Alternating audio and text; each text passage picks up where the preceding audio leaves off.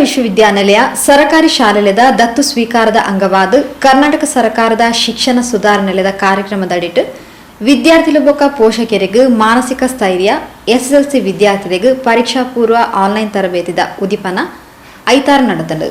PS ವಿಶ್ವವಿದ್ಯಾನಿಲಯದ ಕುಲಪತಿ ಬೊಕ್ಕ ಕರ್ನಾಟಕ ಸರ್ಕಾರದ ಶಿಕ್ಷಣ ಸುಧಾರಣೆಲೆದ ಸಲಹೆಗಾರರು ಪ್ರೊಫೆಸರ್ ಎಂಆರ್ ದೊರೆಸ್ವಾಮಿ ಕಾರ್ಯಕ್ರಮಕ್ಕೆ ಚಾಲನೆ ಕೊರಿಯರು. ಕಾರ್ಯಕ್ರಮದ ಗುರುಕಾರನ ವಹಿಸಿನ ಕುಡ್ಲ ವಿಶ್ವವಿದ್ಯಾನಿಲಯದ ಕುಲಪತಿ ಪ್ರೊಫೆಸರ್ ಪಿ ಸುಬ್ರಹ್ಮಣ್ಯ ಎಳಪಡಿತಾಯ ಕೋವಿಡ್-19 ದಂಚಿನ ಸಂದಿಗ್ಧ ಸನ್ನಿವೇಶಡು ಮುಖ್ಯವಾದ ಪ್ರಾಥಮಿಕ ಬೊಕ್ಕ ಪ್ರೌಢಶಾಲಾ ವಿದ್ಯಾರ್ಥಿಗಳು ಬೊಕ್ಕ ಇಲ್ಲದಕ್ಲಿಗೆ ಅತಂತ್ರ ಸ್ಥಿತಿ ನಿರ್ಮಾಣ ಆತಂಡು ಅವೆಟ್ ಮಾನಸಿಕ ಸ್ಥೈರ್ಯನ ಹೆಚ್ಚ ಮಲ್ಪುನಿ ನಮ್ಮ ಕರ್ತವ್ಯ ಮಾತೆರ್ಲ ಧೈರ್ಯ ಬೊಕ್ಕ ಆತ್ಮವಿಶ್ವಾಸರ್ದ ಪರಿಸ್ಥಿತಿನಿ ಎದುರಿಸಾವಡ್ಪಂಡು ತೆರಿಪಾಯರು. ಈ ಪರೀಕ್ಷೆ ಅಂತ ಹೇಳಿದ ಕೂಡಲೇ ವಿದ್ಯಾರ್ಥಿಗಳಲ್ಲಿ ಒಂದು ರೀತಿಯ ಭಯ ಆತಂಕ ಮನೆ ಮಾಡ್ತದೆ. ಅದರಲ್ಲಿ ಈ ಸಲ ಕೋವಿಡ್-19 ಈ ವೈರಸ್ನ ನೆಲೆಯಲ್ಲಿ ನಮ್ಮ ಈ 1ನೇ ಅಲೆ ಈಗ 2ನೇ ಅಲೆ ಇಂಥ ಸಂದರ್ಭದಲ್ಲಿ ಈ ಭೌತಿಕ ಪರೀಕ್ಷೆಗಳನ್ನು ತೆಗೆದುಕೊಳ್ಳುವಂಥದ್ದು ಎಲ್ಲಿಯ ತನಕ ಅದು ಒಂದು ಸೇಫ್ ಅಂತ ಹೇಳುವಂಥದ್ದು ವಿದ್ಯಾರ್ಥಿಗಳಲ್ಲಿ ಶಿಕ್ಷಕರ ಬಂಧುಗಳಲ್ಲಿ ಅವರ ವಿದ್ಯಾರ್ಥಿಗಳ ಹೆತ್ತವರ ಅಥವಾ ಪೋಷಕರ ಮನಸ್ಸಿನಲ್ಲಿ ಒಂದು ರೀತಿಯ ಸಂಶಯ ಅನಿಶ್ಚಿತತೆ ಇರುತ್ತೆ. ಆದರೆ ನಾನು ಹೇಳ್ತಾ ಇರುವಂಥದ್ದು ಈ ಪರೀಕ್ಷೆ ಇಲ್ಲದೆ ಪಾಸ್ ಮಾಡಲಿಕ್ಕೆ ಕಷ್ಟ ಸಾಧ್ಯ. ಒಂದು ವೇಳೆ ಆ ರೀತಿ ಆದರೂ ಕೂಡ ಸಮಸ್ಯೆ ಏನಾಗುತ್ತೆ ಅಂದರೆ ಮುಂದಿನ ಈ ವಿದ್ಯಾರ್ಥಿಗಳ ಶೈಕ್ಷಣಿಕ ಮತ್ತು ಭವಿಷ್ಯದ ಹಿತದೃಷ್ಟಿಯಿಂದ ಅದು ಹಾನಿಕಾರಕವಾಗಿ ಪರಿಗಣಿಸಬಹುದು. ಅಂಥ ರೀತಿಯಲ್ಲಿ ಅಂಥ ಅನಿವಾರ್ಯ ಸಂದರ್ಭಗಳನ್ನು ಹೊರತುಪಡಿಸಿ ಈಗ ಏನಾಗುತ್ತೆ ಅಂತ ಹೇಳಿದ್ರೆ ಕೋವಿಡ್-19 ಈ 1ನೇ ಅಲೆ 2ನೇ ಅಲೆಯಲ್ಲಿ ವಿದ್ಯಾರ್ಥಿಗಳು ಶಾಲೆಗಳಿಗೆ ಬರಲಿಕ್ಕೆ ಆಗೋದಿಲ್ಲ, ಭೌತಿಕ ತರಗತಿಗಳನ್ನು ನಡೆಸಲಿಕ್ಕೆ ಸಾಧ್ಯವಿಲ್ಲದ ಈ ಒಂದು ಹಿನ್ನೆಲೆಯಲ್ಲಿ ಆನ್ಲೈನಲ್ಲಿ ತರಗತಿಗಳು ನಡೀತಾ ಬಂದಿವೆ. ಕೆಲವೊಮ್ಮೆ ಕಷ್ಟ ಆದರೂ ಕೂಡ ಭೌತಿಕ ತರಗತಿಗಳಿಗೆ ಈ ಆನ್ಲೈನ್ ತರಗತಿಗಳು ಸಬ್ಸ್ಟಿಟ್ಯೂಟ್ ಅಥವಾ ಪರ್ಯಾಯ ಅಲ್ಲದಿದ್ದರೂ ಕೂಡ ಅನಿವಾರ್ಯ. ಇಂಥ ಒಂದು ಸಮಯ ಸಂದರ್ಭ ಸನ್ನಿವೇಶದಲ್ಲಿ ವಿದ್ಯಾರ್ಥಿಗಳು, ಶಿಕ್ಷಕರು, ಅವರ ಹೆತ್ತವರು, ಪೋಷಕರು ಈ ಆನ್ಲೈನ್ ತರಗತಿಗಳಿಗೆ ಬೋಧನೆ ಮತ್ತು ಕಲಿಕೆಗೆ ಒಗ್ಗಿಕೊಂಡಿದ್ದಾರೆ. ಈ ರೀತಿಯಲ್ಲಿರುವಾಗ ಈಗ ಪರೀಕ್ಷೆಗಳು ಕೂಡ ನಡೀತದೆ. ಪರೀಕ್ಷೆಗಳು ನಡೆಯುವಾಗ ಹೆತ್ತವರಾಗಲಿ, ಪೋಷಕರಾಗಲಿ, ವಿದ್ಯಾರ್ಥಿಗಳಾಗಲಿ, ಶಿಕ್ಷಕರಾಗಲಿ ಆತಂಕ ಪಡಬೇಕು ಅಂತಿಲ್ಲ. ಈಗಾಗಲೇ ಕರ್ನಾಟಕ ರಾಜ್ಯ ಸರ್ಕಾರ, ಶಿಕ್ಷಣ ಇಲಾಖೆ, ಅದಕ್ಕೆ ಸಂಬಂಧಪಟ್ಟ ಅಧಿಕಾರಿಗಳು, ನಮ್ಮ ಜಿಲ್ಲಾಧಿಕಾರಿಗಳು ಎಲ್ಲ ಮುತುವರ್ಜಿ ವಹಿಸಿ ಕನಿಷ್ಠ 1 ಲಸಿಕೆಯನ್ನಾದರೂ ಪಡ್ಕೊಂಡು ಬರಬೇಕು. 18 ವರ್ಷಕ್ಕಿಂತ ಹೆಚ್ಚಿನ ಪ್ರಾಯದವರು, ಯಾರು ಶಿಕ್ಷಕರಿರ್ಬೋದು, ಶಿಕ್ಷಕ ಸಿಬ್ಬಂದಿಗಳಿರ್ಬೋದು, ಬಂದು ಅವರು ಈ ಬಹಳ ಒಂದು ಸುರಕ್ಷತೆಯ ದೃಷ್ಟಿಯಿಂದ ಪರೀಕ್ಷೆಗಳನ್ನು ನಡೆಸ್ತಾರೆ.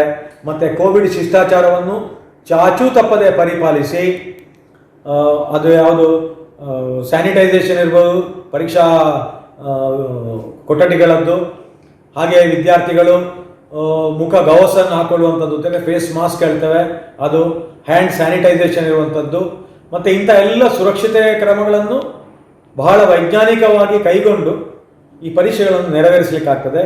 ಆ ರೀತಿಯಲ್ಲಿ ಯಾರೂ ಭಯ ಆತಂಕ ಪಡಬೇಕು ಅಂತಿಲ್ಲ. ಧೈರ್ಯದಿಂದ ಪರೀಕ್ಷೆಗಳನ್ನು ಬರೆದು ಹೋಗ್ಬೋದು. ಇದು ಆನಂತರ ಈ ಪರೀಕ್ಷೆ ತಯಾರಿ ಮಾಡುವಂಥದ್ದು ಕೂಡ ಏನಾಗುತ್ತೆ ಅಂತ ಹೇಳಿದರೆ ಗೊಂದಲಮಯವಾದ ವಾತಾವರಣ ಇದ್ದರೆ, ಮನಸ್ಸಿನಲ್ಲಿ ಭಯ ಆತಂಕ ಮನೆ ಮಾಡಿದರೆ ಏಕಾಗ್ರತೆಯನ್ನು ಸಾಧಿಸಲಿಕ್ಕೆ ಆಗೋದಿಲ್ಲ. ಸೊ ಏಕಾಗ್ರತೆ ಇಲ್ಲ ಅಂತ ಹೇಳಿದ್ರೆ, ಮನಸ್ಸನ್ನು ಕೇಂದ್ರೀಕೃತಗೊಳಿಸಲಿಲ್ಲ ಅಂತ ಹೇಳಿದ್ರೆ ವಿದ್ಯಾರ್ಥಿಗಳು ಓದಿದ್ದು ಮನಸ್ಸಿಗೆ ಹಿಡಿಯುವುದಿಲ್ಲ. ಮನಸ್ಸಿನಿಗೆ ಹಿಡಿಲಿಲ್ಲ, ಅದು ಅರ್ಥ ಆಗಲಿಲ್ಲ ಅಂತ ನೆನಪಲ್ಲಿ ಉಳಿಯೋದಿಲ್ಲ. ಸೊ ನೆನಪಲ್ಲಿ ಇಲ್ಲ ಅಂತ ಹೇಳಿದ್ರೆ ಪರೀಕ್ಷೆ ಬರೆಯುವ ಸಂದರ್ಭದಲ್ಲಿ ವಿದ್ಯಾರ್ಥಿಗಳ ನೆನಪಿಗೆ ಬರೋದಿಲ್ಲ ಅಂತ ಹೇಳಿದ್ರೆ ಪರೀಕ್ಷೆಯನ್ನು ಸಾಂಗವಾಗಿ ಈಡೇರಿಸಲಿಕ್ಕೆ ಆಗೋದಿಲ್ಲ, ಉತ್ತರಗಳನ್ನು ಸರಿಯಾಗಿ ಬರೀಲಿಕ್ಕೆ ಆಗೋದಿಲ್ಲ ಅಂತ ಹೇಳುವಂಥದ್ದು. ಆದ ಕಾರಣ ನಾನು ಯಾವಾಗಲೂ ಹೇಳ್ತೇನೆ, ಹೆದರಿಕೆ ಅಂತ ಹೇಳೋದಕ್ಕೆ ಅಂಜಬೇಕೇ ವಿನಃ ಬೇರೆ ಯಾವುದಕ್ಕೂ ಭಯ ಪಡಬೇಕು ಅಂತಿಲ್ಲ. The only thing you have to fear is fear itself ಅಂತ. ಫಿಯರಿಗೆ ನೀವು ಅಂಜಬೇಕೇ ವಿನಃ ಬೇರೆ ಯಾವುದಕ್ಕೂ ಭಯ ಪಡಬೇಕು ಅಂತಿಲ್ಲ.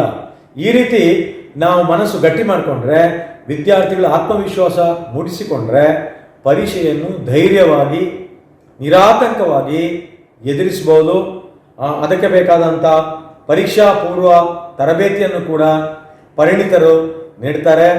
ಸಂಪನ್ಮೂಲ ವ್ಯಕ್ತಿಗಳಾಗಿ ಬಂದಂಥ JC ಸತೀಶ್ ಭಟ್ ಬಿಳಿನಲೆ ಅವರು ಮುಖ್ಯೋಪಾಧ್ಯಾಯರು ಶ್ರೀ ರಾಮಕುಂಜೇಶ್ವರ ಪ್ರೌಢಶಾಲೆ ರಾಮಕುಂಜ.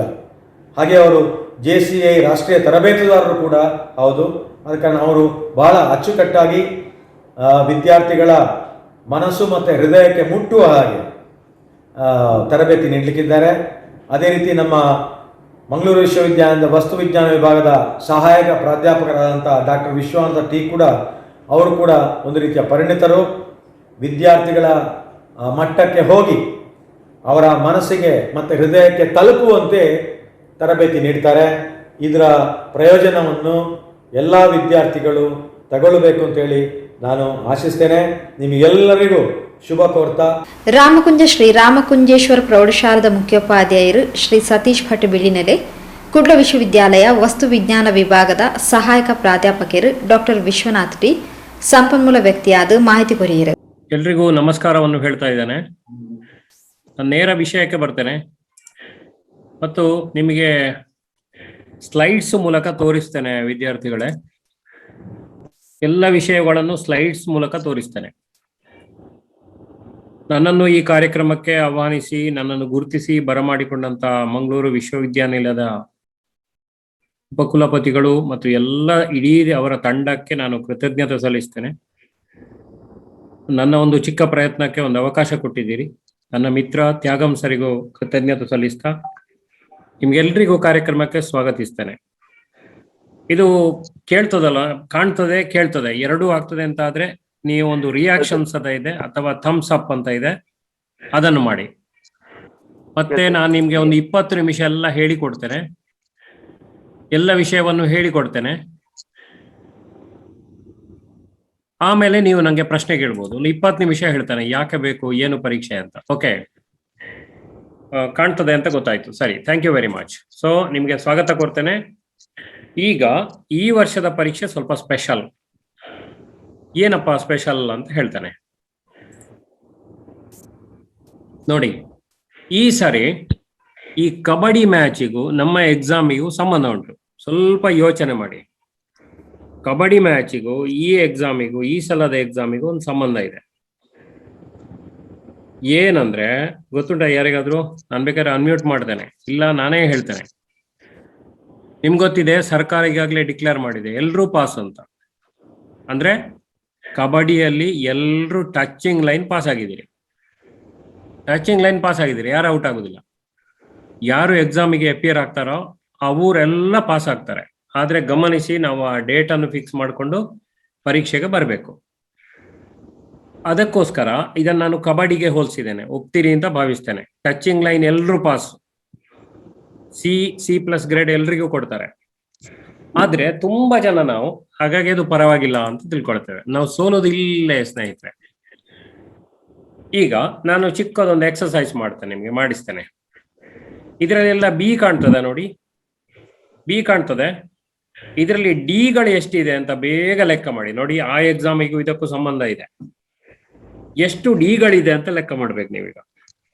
ಇದಕ್ಕೆ ಬರ್ಡ್ ವ್ಯೂ ಅಂತ ಹೆಸರು. ಬರ್ಡ್ ವ್ಯೂ ಅಂದ್ರೆ ಪಕ್ಷಿ ಒಮ್ಮೆಲೆ ನೋಡ್ತದೆ ಡಿ ಎಷ್ಟಿದೆ ಅಂತ. ನೋಡ, ಚಾಟ್ ಮಾಡಿ, ಎಲ್ಲ ಸರಿಯಾಗಿ ಗಮನಿಸಿದ್ರೆ ಗೊತ್ತಾಗ್ತದೆ. ಏನು ಸೌಂಡ್ ಹೇಳ್ಬೇಡಿ, ಯು ಕ್ಯಾನ್ ಚಾಟ್. ನಿಮ್ಮ ಅಭಿಪ್ರಾಯ ಹೇಳಿ. ಆಪ್ಷನ್ಸ್ ಇದೆ, ABCD ಅಂತೆಲ್ಲ ಆಪ್ಷನ್ ಇರ್ತದೆ. ಈ ಸರಿ ಪರೀಕ್ಷೆಯು ಹಾಗೆ. ಓಕೆ, ಯಾರ್ದು ಮೆಸೇಜ್ ಬಂದಿಲ್ಲ, ಎಷ್ಟು ಡಿ ಇದೆ ಅಂತ ಲೆಕ್ಕ ಮಾಡಿ. ಒಂದೇ ನಿಮಿಷ ಟೈಮ್ ಇರುತ್ತೆ ನಿಮಗೆ. ಈ ಸರಿ ಪರೀಕ್ಷೆಗೂ ಅಷ್ಟೇ ಇರುತ್ತೆ ನಿಮಗೆ. ಸೊ 1 ಅಂತ ಕುಮಾರ್, 3 ಅಂತ ವಿಶ್ವಮಂಗಲ ಕೊಣಾಜೆಯಿಂದ, 2, 1, 1 ವಾತ್ಸಲ್ಯ ಗೌತಮ್, 3 ನೋಡಿ. ಹುಡುಕಿ ನೋಡಿ, ಹೀಗೆ ಕನ್ಫ್ಯೂಷನ್ ಆಗ್ತದೆ. ಅದಕ್ಕೆ ಸ್ಪೆಷಾಲಿಟಿ ಹೀಗೆ ಕೊಟ್ರೆ ಡಿ ಎಷ್ಟಿದೆ ಅಂತ. ಈಗ ನೀವು ಹುಡುಕಿದ್ರೆ ಗೊತ್ತಾಗ್ತದೆ ನಿಮ್ಗೆ, ಉತ್ತರವನ್ನು ಹುಡುಕಿದ್ರೆ ಗೊತ್ತಾಗ್ತದೆ ನಿಮ್ಗೆ ಎಷ್ಟಿದೆ ಅಂತ. ಓಕೆ,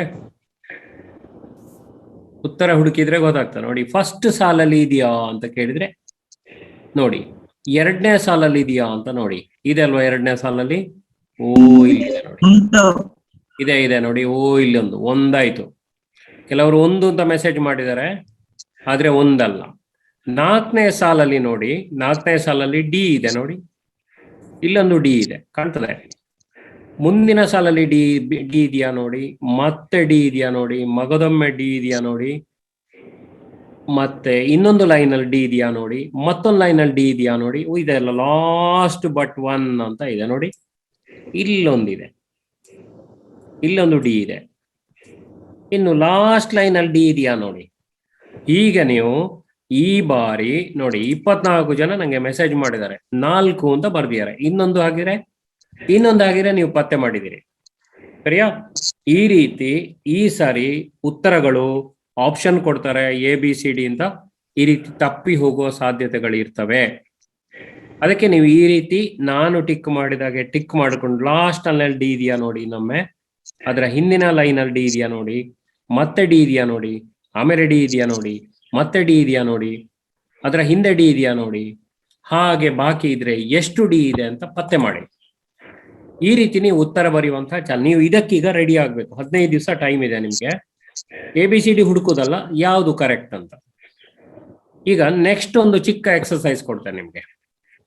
ಇದರಲ್ಲಿ ಸಿ ಕಾಣ್ತದ? ಹೌದು ಅಂತ ಆದ್ರೆ ಎಸ್ ಹೇಳಿ, ಎಷ್ಟನೇ ಲೈನ್ ಅಂತ ಹೇಳಿ.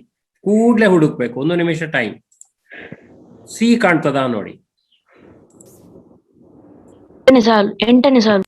8ನೇ ಸಾಲು. ಓಕೆ, 1 2 3 4 5 6 7 7 8 ಗಮನಿಸಿ. 7 ಸರಿಯಲ್ಲ? ಗೊತ್ತಾದ್ರೆ ನೀವೊಂದು ಟೆಕ್ಸ್ಟ್ ಮಾಡಿ ಯಾಸ್ ಅಂತ ಬರೀರಿ ಸಾಕು. ಓಕೆ, ಸರಿ. ನಿಮ್ಮ ಕಣ್ಣು ಚೆನ್ನಾಗಿದೆ, ನಿಮ್ಮ ಬ್ರೈನ್ ಚೆನ್ನಾಗಿದೆ. ಓಕೆ, ಚೆನ್ನಾಗಿ ಭಾಗವಹಿಸ್ತಾ ಇದ್ದೀರಿ, ಖುಷಿ ಆಯ್ತು. ಇನ್ನೊಂದು ಪ್ರಶ್ನೆ ಕೊಡ್ತೇನೆ. 9 ಕಾಣ್ತದೆ, ಇದರಲ್ಲಿ 6 ಕಾಣ್ತದ ನೋಡಿ. ಇದ್ರೆ ಎಸ್ ಅಂತ ಟೆಕ್ಸ್ಟ್ ಮಾಡಿ ಸಾಕು. ಎಸ್ ಅಂತ. ಇದಕ್ಕೂ ನೀವು ಮೆದುಳಿ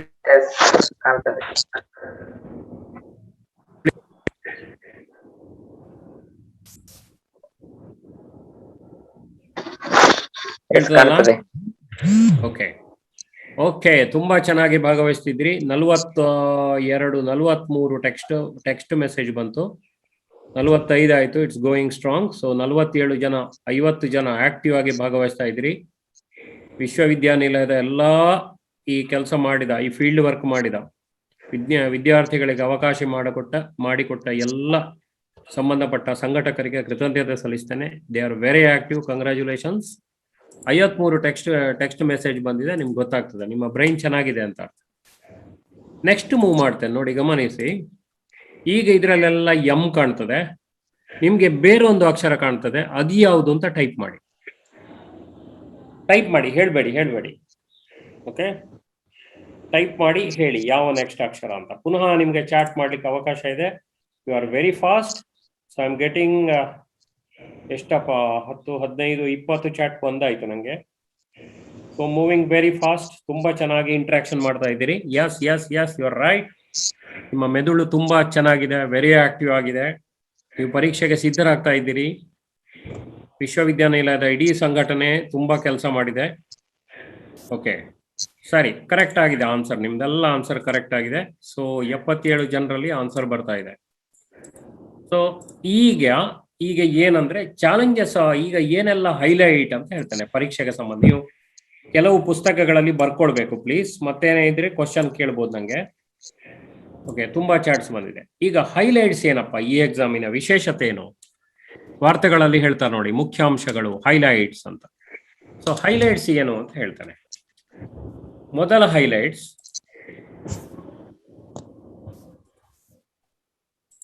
ಗೆಸ್ ಮಾಡ್ಬೋದು ಯಾರಿಗಾದ್ರು? ನೋಡಿ, ಆಲ್ ಸ್ಟೂಡೆಂಟ್ಸ್ ವಿಲ್ ಪಾಸ್. ಎಲ್ರು ಪಾಸ್ ಅಂತ ಸರ್ಕಾರ ಹೇಳಿದೆ. ಚಾನ್ಸ್ ನಿಮ್ಗೆ ಪ್ಲಸ್ ಪಾಯಿಂಟ್.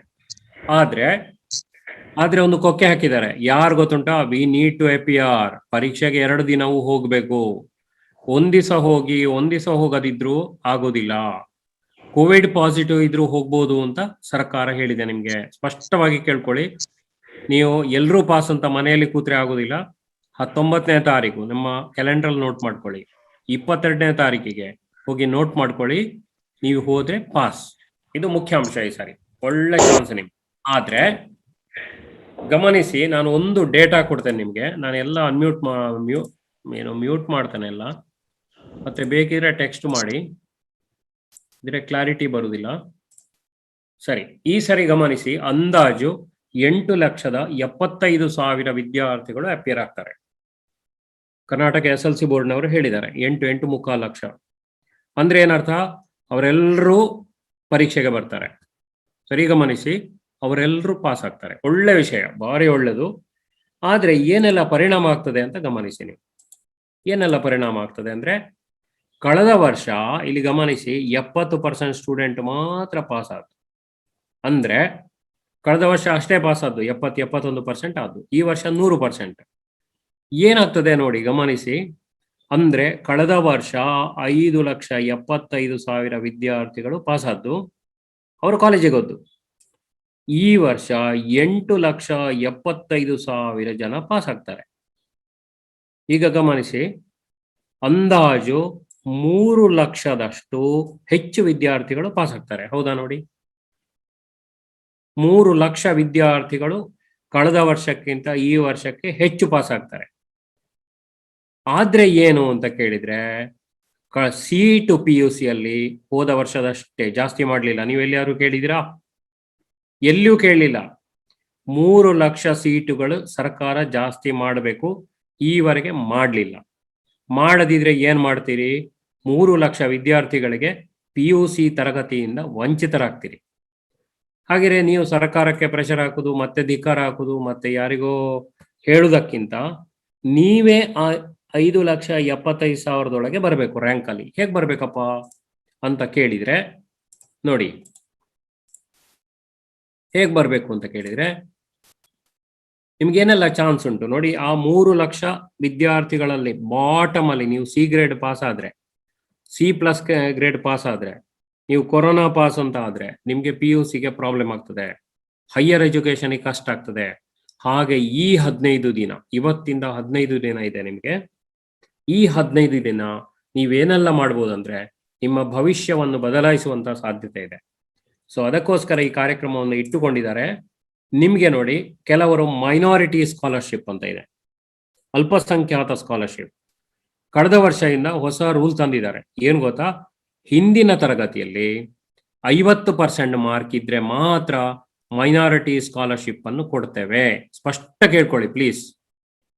ಮೈನಾರಿಟಿ ಸ್ಕಾಲರ್ಶಿಪ್ ಅನ್ನು 50% ಹಿಂದಿನ ವರ್ಷದಲ್ಲಿ ಇದ್ರೆ ಮಾತ್ರ. ಅಂದ್ರೆ ನೀವು B+ ಗ್ರೇಡ್ ಬರಿಬೇಕು, ಅಥವಾ A ಗ್ರೇಡ್ ಪಡಿಬೇಕು, ಅಥವಾ A+ ಪಡಿಬೇಕು. ಅದು ಈ ವರ್ಷ 60 ಮಾಡಲೂಬಹುದು, ಆಗ ಉಳಿದವರಿಗೆ ಇಲ್ಲ. ನೀವು ಮತ್ತೆ ಆ ಶಾಲೆಗಳಿಗೆ ಹೋಗಿ ನಂಗೆ ಸ್ಕಾಲರ್ಶಿಪ್ ಯಾಕೆ ಸಿಗ್ಲಿಲ್ಲ ಅಂತ ಕೇಳಬಾರ್ದು. ಇದನ್ನು ತೆಗಿಲಿಕ್ಕೆ ಪ್ರಯತ್ನ ಮಾಡಬೇಕು. ನಿಮಗೆ ಸ್ಕಾಲರ್ಶಿಪ್ ಬೇಡವಾ? ಓದುವುದನ್ನೇ ಬಿಟ್ಬಿಡಿ. ಸ್ಕಾಲರ್ಶಿಪ್ ಬೇಕಾ? 50% B grade, B+ grade, A grade ತೆಗಿಲಿಕ್ಕೆ ಪ್ರಯತ್ನ ಮಾಡಿ. ಇಲ್ಲ ಅದನ್ನು ಬಿಟ್ಟು ಬಿಡಿ. ಸಣ್ಣ ಅಮೌಂಟ್ ಅಲ್ಲ, ದೊಡ್ಡ ಅಮೌಂಟ್ ಕೊಡ್ತಾರೆ ಸರ್ಕಾರದಿಂದ. ಎರಡನೇದು ನೋಡಿ, ಕ್ಯಾಟಗರಿ ಸ್ಕಾಲರ್ಶಿಪ್ ಇದೆ. SC ST ಕ್ಯಾಟಗರಿ ಸ್ಕಾಲರ್ಶಿಪ್ಸ್ ಇದೆ. ಸರಿ ಕೇಳ್ಕೊಳ್ಳಿ ಇದನ್ನು, ಅಥವಾ ಬರ್ಕೊಳ್ಳಿ. ಒಂದು, ನಿಮಗೆ 60% ಈ ಕ್ಯಾಟಗರಿ ವಿದ್ಯಾರ್ಥಿಗಳಿಗೆ 60% ಮಾರ್ಕ್ ಇದ್ರೆ, 60% ಅಂದ್ರೆ B+ ಗ್ರೇಡ್ ಇದ್ರೆ, ನಿಮಗೆ ಈಗ ಒಂದು 15 ದಿವಸದಲ್ಲಿ 8,000 ರೂಪಾಯಿ ಸಿಗ್ತದೆ. ಸಿಗುದು ಬರೋ ವರ್ಷ ನಿಮ್ಮ ಅಕೌಂಟಿಗೆ ಬರ್ತದೆ 8,000. ಓಕೆ, ನೀವು 80%ಗಿಂತ ಹೆಚ್ಚು ತೆಗೆದ್ರೆ ನೋಡಿ, ಸರಿ ಕೇಳ್ಕೊಳ್ಳಿ, if it is more than 80%, you will get 15,000. ಬರುವ ವರ್ಷ PUCಗೆ ಹಣವನ್ನು ನಿಮ್ಮ ಅಪ್ಪ ಅಮ್ಮನಲ್ಲಿ ಕೇಳಬೇಕಾಗಿಲ್ಲ, ನೀವೇ ಪಡಿಬಹುದು. 1 ವರ್ಷದಲ್ಲಿ ನಿಮ್ಗೆ ಈ ಹಣ ಕ್ರೆಡಿಟ್ ಆಗ್ತದೆ. ಇದು ಗೊತ್ತಿತ್ತಾ ನಿಮ್ಗೆ? ಎಸ್ ಅಂತ ಹೇಳಿ ಗೊತ್ತಿದ್ರೆ, ಇಲ್ಲದಿದ್ರೆ ಗೊತ್ತಿಲ್ಲ ಅಂತ ಬರೀರಿ, ನೋ ಅಂತ ಬರೀರಿ. ಸೊ ಚಾಟ್ ಮಾಡಿ ನೋಡುವ ಈಗ. ಸೊ ಇದಕ್ಕೋಸ್ಕರ ನೀವು ಓದಬೇಕು, ಸ್ಕಾಲರ್ಶಿಪ್ಸ್ಗೋಸ್ಕರ ಓದಬೇಕು, ಮತ್ತೆ ನಿಮ್ಮ ತಂದೆ ತಾಯಿಯ ಮೇಲೆ ನಿಮ್ಮ ಡಿಪೆಂಡೆನ್ಸಿ, ಅವಲಂಬನೆ ಕಡಿಮೆ ಮಾಡುವುದಕ್ಕೋಸ್ಕರ ಸ್ಟಡಿ ಮಾಡಬೇಕು. ಇದ್ರೆ ಕೊರೋನಾ ಪಾಸ್, ಏನು ಪ್ರಯೋಜನ ಇಲ್ಲ. ಈಗ ಹೇಳಿ ಇದನ್ನು, ಈಗ ಚಾಟ್ ಮಾಡಿ. ಈ ವಿಷಯ ಗೊತ್ತಿತ್ತಾ ನಿಮ್ಗೆ? ಇಲ್ಲ, ನೀವು ಇವತ್ತಿಂದಲೇ ಓದ್ಲಿಕ್ಕೆ ಸ್ಟಾರ್ಟ್ ಮಾಡಬೇಕು. Okay, this is a challenge for you. ಇನ್ನೊಂದು, ಇಂಡಿಯನ್ ಡಿಫೆನ್ಸ್ ಅಂತ ಇದೆ, ಭಾರತೀಯ ಸೇನೆ ಅಂತ. ಪ್ರಶಾಂತ್ ಸರ್ ಮೊನ್ನೆ ಹೇಳಿದ್ರು, ಅವರು ಇನ್ನೊಂದು ಕಾರ್ಯಕ್ರಮ ಮಾಡ್ತೇವೆ ಅಂತ ಆ ಬಗ್ಗೆ. ಸೊ ಇಂಡಿಯನ್ ಡಿಫೆನ್ಸ್ಗೆ ನೀವು ಸೇರ್ಬೇಕಾದ್ರೆ ಸರಿ ಕೇಳಿ, ಅದರಲ್ಲಿ 3 ವಿಭಾಗ ಇದೆ. ಓಕೆ, ಒಂದು ಆರ್ಮಿ ಅಂತ ನೀವು ಕೇಳಿರ್ಬೋದು, ಇನ್ನೊಂದು ನೇವಿ ಅಂತ, ಮತ್ತೊಂದು ಏರ್ ಫೋರ್ಸ್ ಅಂತ 3 ಇದೆ. ಓಕೆ, ಒಂದು ಆರ್ಮಿ, ನೇವಿ, ಏರ್ ಫೋರ್ಸ್. ನೋಡಿ, ಇದರಲ್ಲಿ ಈ ಸ್ಕಾಲರ್ಶಿಪ್ಗಳ ಬಗ್ಗೆ ಗೊತ್ತಿಲ್ಲ ಅಂತ 28 ವಿದ್ಯಾರ್ಥಿಗಳು ಬರೆದಿದ್ದಾರೆ. Thank you very much. ಈ ಕಾರ್ಯಕ್ರಮ ಎಷ್ಟು ಉಪಯುಕ್ತ ಅಂತ ಗೊತ್ತಾಗ್ತದೆ. 28 ಮಕ್ಕಳು ಚಾಟ್ ಮಾಡಿದ್ದಾರೆ. We don't know this. Okay, ಇನ್ನೊಂದು ಕೇಳಿ. ಇಂಡಿಯನ್ ಡಿಫೆನ್ಸ್ ಅಂತ ಇದೆ, ಆರ್ಮಿ, ನೇವಿ, ಏರ್ಫೋರ್ಸ್. ಈ 3 ವಿಭಾಗದಲ್ಲಿ ನಿಮಗೆ ಬರುವ ವರ್ಷ ಮುಂದಕ್ಕೆ ಮಿಲಿಟರಿಗೆ ಸೇರ್ಬೇಕು. ನಮ್ಮ ಭಾಷೆಯಲ್ಲಿ ಮಿಲಿಟರಿ, ನಿಜವಾಗಿ ಮಿಲಿಟರಿ ಅಲ್ಲ, ಅದು ಇಂಡಿಯನ್ ಡಿಫೆನ್ಸ್ ಸೇರ್ಬೇಕು ಅಂತ ಇದ್ರೆ ಈಗ ಹೀಗೆ 3 ಇದೆ ನೋಡಿ, 3 ವಿಭಾಗ ಇದೆ. ಮತ್ತೆ BSF ಎಲ್ಲ ಬೇರೆ ಇದೆ. ಒಂದು ಆರ್ಮಿ, ಇನ್ನೊಂದು ನೇವಿ, ಮತ್ತೊಂದು ಏರ್ಫೋರ್ಸ್. ಸರಿ ಕೇಳ್ಕೊಳ್ಳಿ, ಈ 3ಕ್ಕೆ ಕ್ವಾಲಿಫಿಕೇಶನ್ ಹೇಳ್ತೇನೆ. ನಿಮ್ಮ ಈ ವರ್ಷದ SSLCಯಲ್ಲಿ ನೀವು ಮಿನಿಮಮ್ 50 ಅಂದ್ರೆ B ಗ್ರೇಡ್ ತೆಗಿಲೇಬೇಕು ಸಿಲೆಕ್ಷನ್ ಆಗ್ಬೇಕಾದ್ರೆ. ಇಲ್ದ್ರೆ ಈ ಲೈಫಲ್ಲಿ ನೀವು ಇಂಡಿಯನ್ ಆರ್ಮಿ ಸೇರ್ಲಿಕ್ಕೆ ಆಗೋದಿಲ್ಲ. ಎರಡನೇದು, ನೇವಿಗೆ ಸೇರ್ಬೇಕಾದ್ರೆ ಅಂದ್ರೆ B+ ಆ ಗ್ರೇಡ್ ಅಲ್ಲಿ ಬರ್ಬೇಕು ನೀವು. ಏರ್ಫೋರ್ಸ್ ಅಲ್ಲಿ ಸೇರ್ಬೇಕು ಅಂತಾದ್ರೆ ನೀವು A ಗ್ರೇಡ್ ಪಡಿಬೇಕು ಅಥವಾ 70% ಮಾರ್ಕ್ ಇರಬೇಕು. ಇಲ್ಲ, ಈ ಜನ್ಮದಲ್ಲಿ ನೀವು ಇಂಡಿಯನ್ ಡಿಫೆನ್ಸ್ಗೆ ಸೇರ್ಲಿಕ್ಕೆ ಆಗೋದಿಲ್ಲ. ಸೊ 15 ದಿವಸದಲ್ಲಿ ನಿಮ್ಮ ಯಶಸ್ಸಿನ, ನಿಮ್ಮ ಕನಸಿನ ಬಾಗಿಲು ಓಪನ್ ಆಗ್ತದೆ ಮಕ್ಕಳೇ. ಓಕೆ, ಇದನ್ನು ಯೂಸ್ ಮಾಡ್ತೀರಾ? ಈ ವಿಷಯ ಗೊತ್ತಿತ್ತಾ? ಇದ್ರೆ ಚಾಟ್ ಮಾಡಿ, ಎಸ್, ನೋ. ಅದಕ್ಕೋಸ್ಕರ ಈ 10th ಎಕ್ಸಾಮ್ ಇಟ್ಟಿದ್ದಾರೆ ಸರ್ಕಾರದವರು, ಸುಮ್ಮನೆ ಕಸುಬಿಲ್ಲ ಅಂತ ಅಲ್ಲ. ಮುಂದೆ ನಿಮ್ಮ ಭವಿಷ್ಯಕ್ಕೋಸ್ಕರ ಎಲ್ಲರೂ ಪಾಸ್ ಅಂತ ಹೇಳಿದ್ರೆ ಗ್ರೇಡ್ ಕೊಡ್ಲಿಕ್ಕೆ ಆಗೋದಿಲ್ಲ. ಗ್ರೇಡ್ ಕೊಡ್ಲಿಕ್ಕೆ ಆಗೋದಿಲ್ಲ ಅಂದ್ರೆ ಮುಂದೆ ಉದ್ಯೋಗ ಸಿಗುದಿಲ್ಲ. ಬೇರೆ ರಾಜ್ಯದವರಿಗೆ ಸಿಗ್ತದೆ, ನಮ್ಮ ರಾಜ್ಯದವರಿಗೆ ಸಿಗುದಿಲ್ಲ. ಅಂದಾಜು ಮಾರ್ಕ್ ಕೊಡ್ಲಿಕ್ಕೆ ಆಗೋದಿಲ್ಲ. ಸೊ ಈಗ ಹೇಳಿ, ಇದು ಗೊತ್ತಿತ್ತಾ? ಪುನಃ 17 ಚಾಟ್ಸ್ ಬಂದಿದೆ ಸರ್. No sir. ಓಕೆ, ಹಾಗಾಗಿ ಈ ದೃಷ್ಟಿಯಿಂದ ಆದ್ರೂ ನೀವು ಸ್ಟಡಿ ಮಾಡ್ಲಿಕ್ಕೆ ಪ್ರಯತ್ನ ಮಾಡಿ. Okay, yes. ಈಗ ನಾವು ನೆಕ್ಸ್ಟ್ ಏನಂದ್ರೆ ಇನ್ನೊಂದಿದೆ ನೋಡಿ. ನೀವು ಡಿಪ್ಲೊಮಾ ಮಾಡ್ಬೇಕು ಅಂತ ಇದ್ರೆ, ಸರಿ ಕೇಳಿ, ಡಿಪ್ಲೊಮಾ ಮಾಡ್ಬೇಕು ಅಂತಾದ್ರೆ ನಿಮ್ಗೆ ಮೆರಿಟ್ ಸೀಟ್ ಬೇಕು ಅಂತಾದ್ರೆ ಮಾರ್ಕ್ ಇರುವುದು ಈಗಿನ SLCಯಲ್ಲಿ. ಅದು ಹೇಗೆ ಅಂತ ಹೇಳ್ತೇನೆ, ಅದನ್ನು ಹೇಳಿಕೊಡ್ತೇನೆ ನೋಡಿ. ಈಗ ಚಾನ್ಸ್ ಇದೆ ನಿಮಗೆ. ಅದು ಏನು ಅಂತ ಹೇಳಿದ್ರೆ ನೋಡಿ, ಇದರಲ್ಲಿ ಮಿನಿಮಮ್ 60% ಮಾರ್ಕ್ ಇದ್ರೆ, ಮಿನಿಮಮ್ ಕಡಿಮೆ 60% ಅಂದ್ರೆ ಪುನಃ B+ ಆಯ್ತು. ಈ ಮಾರ್ಕ್ ಇದ್ರೆ ನಿಮ್ಗೆ ಕೇವಲ 5,000 ರಿಂದ 6,000 ರೂಪಾಯಿಗೆ ಡಿಪ್ಲೊಮಾ ಸೀಟ್ ಸಿಗ್ತದೆ. ಓಕೆ, ಇಲ್ದಿರ ನೀವು ಪ್ರೈವೇಟಿಗೆ ಹೋಗ್ಬೇಕು, ಖಾಸಗಿ ಕಾಲೇಜುಗಳಿಗೆ ಹೋಗ್ಬೇಕು. ಅಲ್ಲಿ ವರ್ಷಕ್ಕೆ 25,000 ರಿಂದ 30,000 ರೂಪಾಯಿ ಕಟ್ಟಬೇಕು. ಅಂದ್ರೆ ನೀವು ಪ್ರತಿ ವರ್ಷ 30 ಕೆಲವೊಮ್ಮೆ 45 ಆಗ್ತದೆ. ಪ್ರತಿ ವರ್ಷ 25,000 ರೂಪಾಯಿ ಉಳಿಸ್ತೀರಿ. ಈ 15 ದಿವಸದಲ್ಲಿ ಪ್ರತಿ ವರ್ಷ 25,000 ಉಳಿಸ್ತೀರಿ. ಸೊ 3 ವರ್ಷದಲ್ಲಿ 75,000 ಉಳಿಸ್ತೀರಿ. ಸೊ ನಿಮ್ಮ ಸಾಮರ್ಥ್ಯದಲ್ಲಿ ವಿದ್ಯಾಭ್ಯಾಸ ಪಡಿತೀರಿ. ಇದನ್ನು ಗಮನಿಸಿ ನೀವೀಗ. This is very important. ಇದು ಗೊತ್ತಿತ್ತ ವಿಷಯ? ಗೊತ್ತಿದೆ ಆದ್ರೆ ಗೊತ್ತಿದೆ ಅಂತ ಬರೀರಿ. ಮತ್ತೆ 9 ಚಾಟ್ ಬಂತು, ನೋ ಅಂತ. Okay, great. ಸೊ ಗೊತ್ತಿಲ್ದಿರೆ ಪರವಾಗಿಲ್ಲ. ಈಗ ನೋಡಿ, ಮಂಗಳೂರು ವಿಶ್ವವಿದ್ಯಾನಿಲಯದವರು ನಿಮ್ಗೆ ಅರಿವು ಮೂಡಿಸ್ತಾ ಇದ್ದಾರೆ ನನ್ನ ಮೂಲಕ, ನನ್ನ ಚಿಕ್ಕ ಜ್ಞಾನದ ಮೂಲಕ. ಸೊ ITIಯಲ್ಲೂ ಹಾಗೆ, ನೀವು ITI ಹೇಗಂತ ಹೇಳಿದ್ರೆ ಅಲ್ಲಿಯೂ ಹಾಗೆ ಸರ್ಕಾರಿ ಸೀಟ್ ಇದೆ, ನೀವು ಪಡಿಲಿಕ್ಕೆ ಪ್ರಯತ್ನ ಮಾಡಬೇಕು. ಸರ್ಕಾರಿ ಸೀಟು, ಸರ್ಕಾರ ಕೊಟ್ಟ ಸೀಟನ್ನು ಕೊಡ್ಲಿಕ್ಕೆ ಪ್ರಯತ್ನ ಮಾಡಬೇಕು. ಅದರಲ್ಲಿಯೂ ಇದೆ ಹೀಗೆ ನಿಯಮ. ಏನ್ ಗೊತ್ತಾ? ನೀವು 60% ಕೊಟ್ರೆ, 60% ಮಾರ್ಕ್ ತೆಗೆದ್ರೆ ಅಂದ್ರೆ B+ ಗ್ರೇಡ್ ಬಂದ್ರೆ, B+ ಗ್ರೇಡ್ ಬಂದ್ರೆ ನೀವು 4,000 ರೂಪಾಯಿ ಕಟ್ಟಿದ್ರೆ ಆಯ್ತು. ಇಲ್ಲ 20,000 ಕಟ್ಟಬೇಕು. 20, 25, 30, ಮತ್ತೆ ಅದು ಮಾರ್ಕ್ ಕಮ್ಮಿ ಆಗೋದಕ್ಕೆ ರೇಟ್ ಜಾಸ್ತಿ ಆಗ್ತದೆ. ನೀವೇನ್ ಮಾಡ್ಬೇಕಂದ್ರೆ ಈ ಸಾರಿ ನಿಮ್ಮ ಗರಿಷ್ಠ ಪ್ರಯತ್ನ ಮಾಡಿ.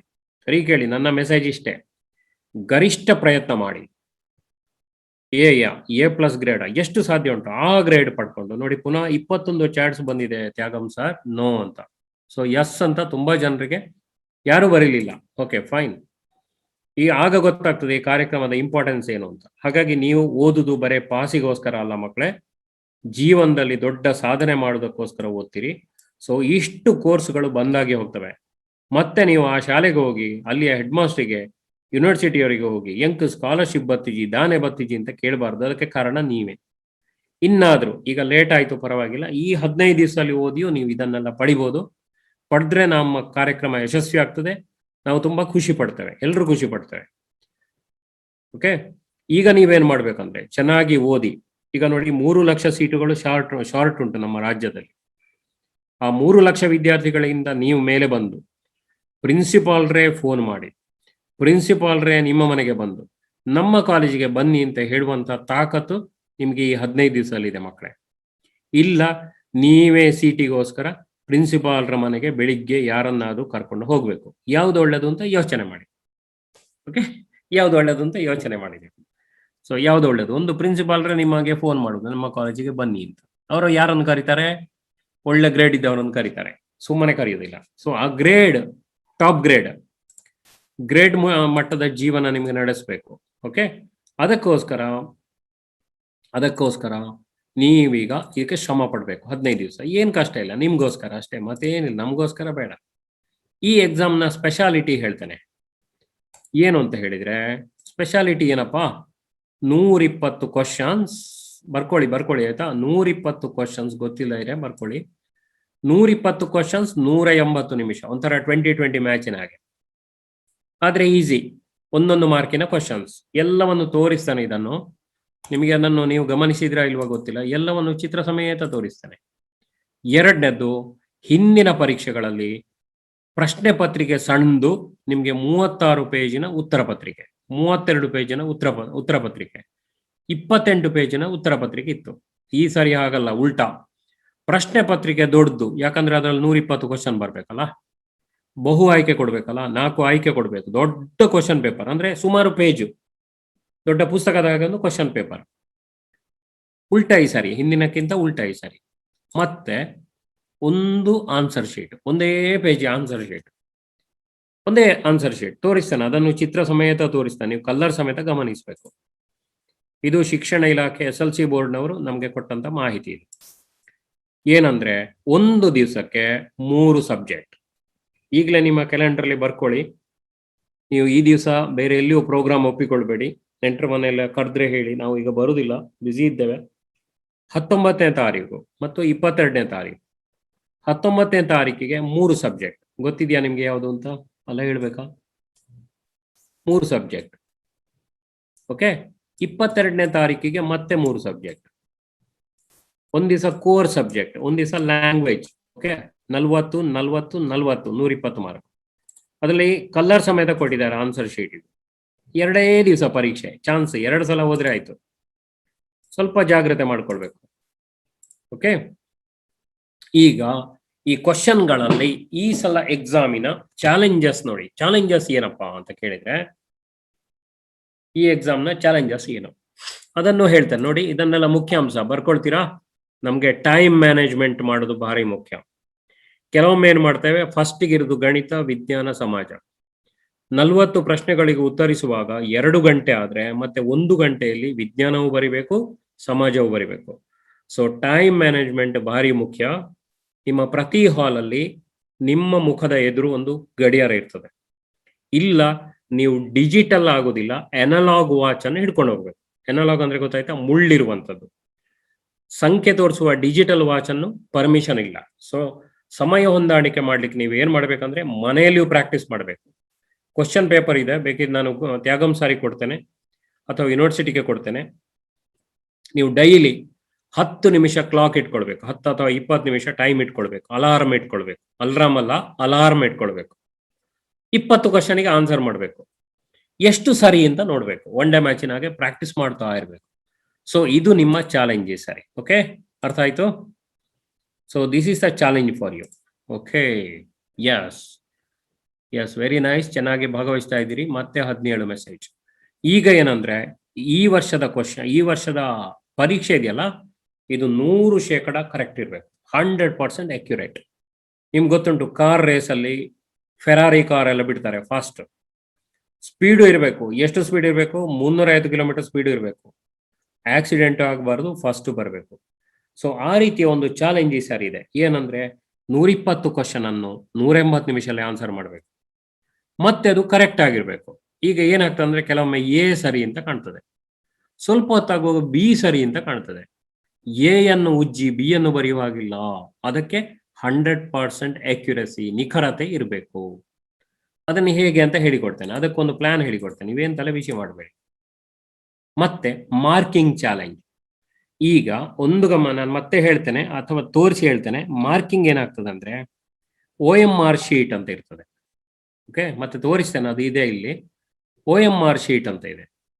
ಈ OMR ಶೀಟ್ ಅಲ್ಲಿ ನಾವು ಏನು ಗಮನಿಸಬೇಕು ಅಂತ ಹೇಳಿದ್ರೆ, ಒಂದೇ ನಿಮಿಷ ನೋಡಿ, ಈಗ OMR ಶೀಟ್ ಇರ್ತದೆ, ಒಂದು ಪೇಜಲ್ಲಿ ಇರ್ತದೆ. ಮ್ಯಾಥ್ಸಿಗೆ ಒಂದು OMR ಶೀಟ್, ಸೈನ್ಸಿಗೆ ಒಂದು, ಸೋಷಿಯಲ್. ನಾನು ಕಲರ್ ಸಮೇತ ತೋರಿಸ್ತೇನೆ, ನೀವು ಮತ್ತೆ ಬರ್ಕೊಳ್ಬೇಕು. ಇಲ್ಲಿ ಏನಂದ್ರೆ ಒಂದು ಕಡೆ ನಾವೇನ್ ಮಾಡ್ತೇವೆ ಅಂದ್ರೆ ಮಾರ್ಕ್ ಮಾಡ್ತೇವೆ. ಓಕೆ, ಒಂದು ಕಡೆ ಮಾರ್ಕ್ ಮಾಡ್ತೇವೆ. ಸಮಸ್ಯೆ ಆಗುದು ಕೇಳಿ, ABCD ಅಂತ ಇದ್ರೆ ಇಲ್ಲಿ ಮಾರ್ಕ್ ಮಾಡ್ತೇವೆ.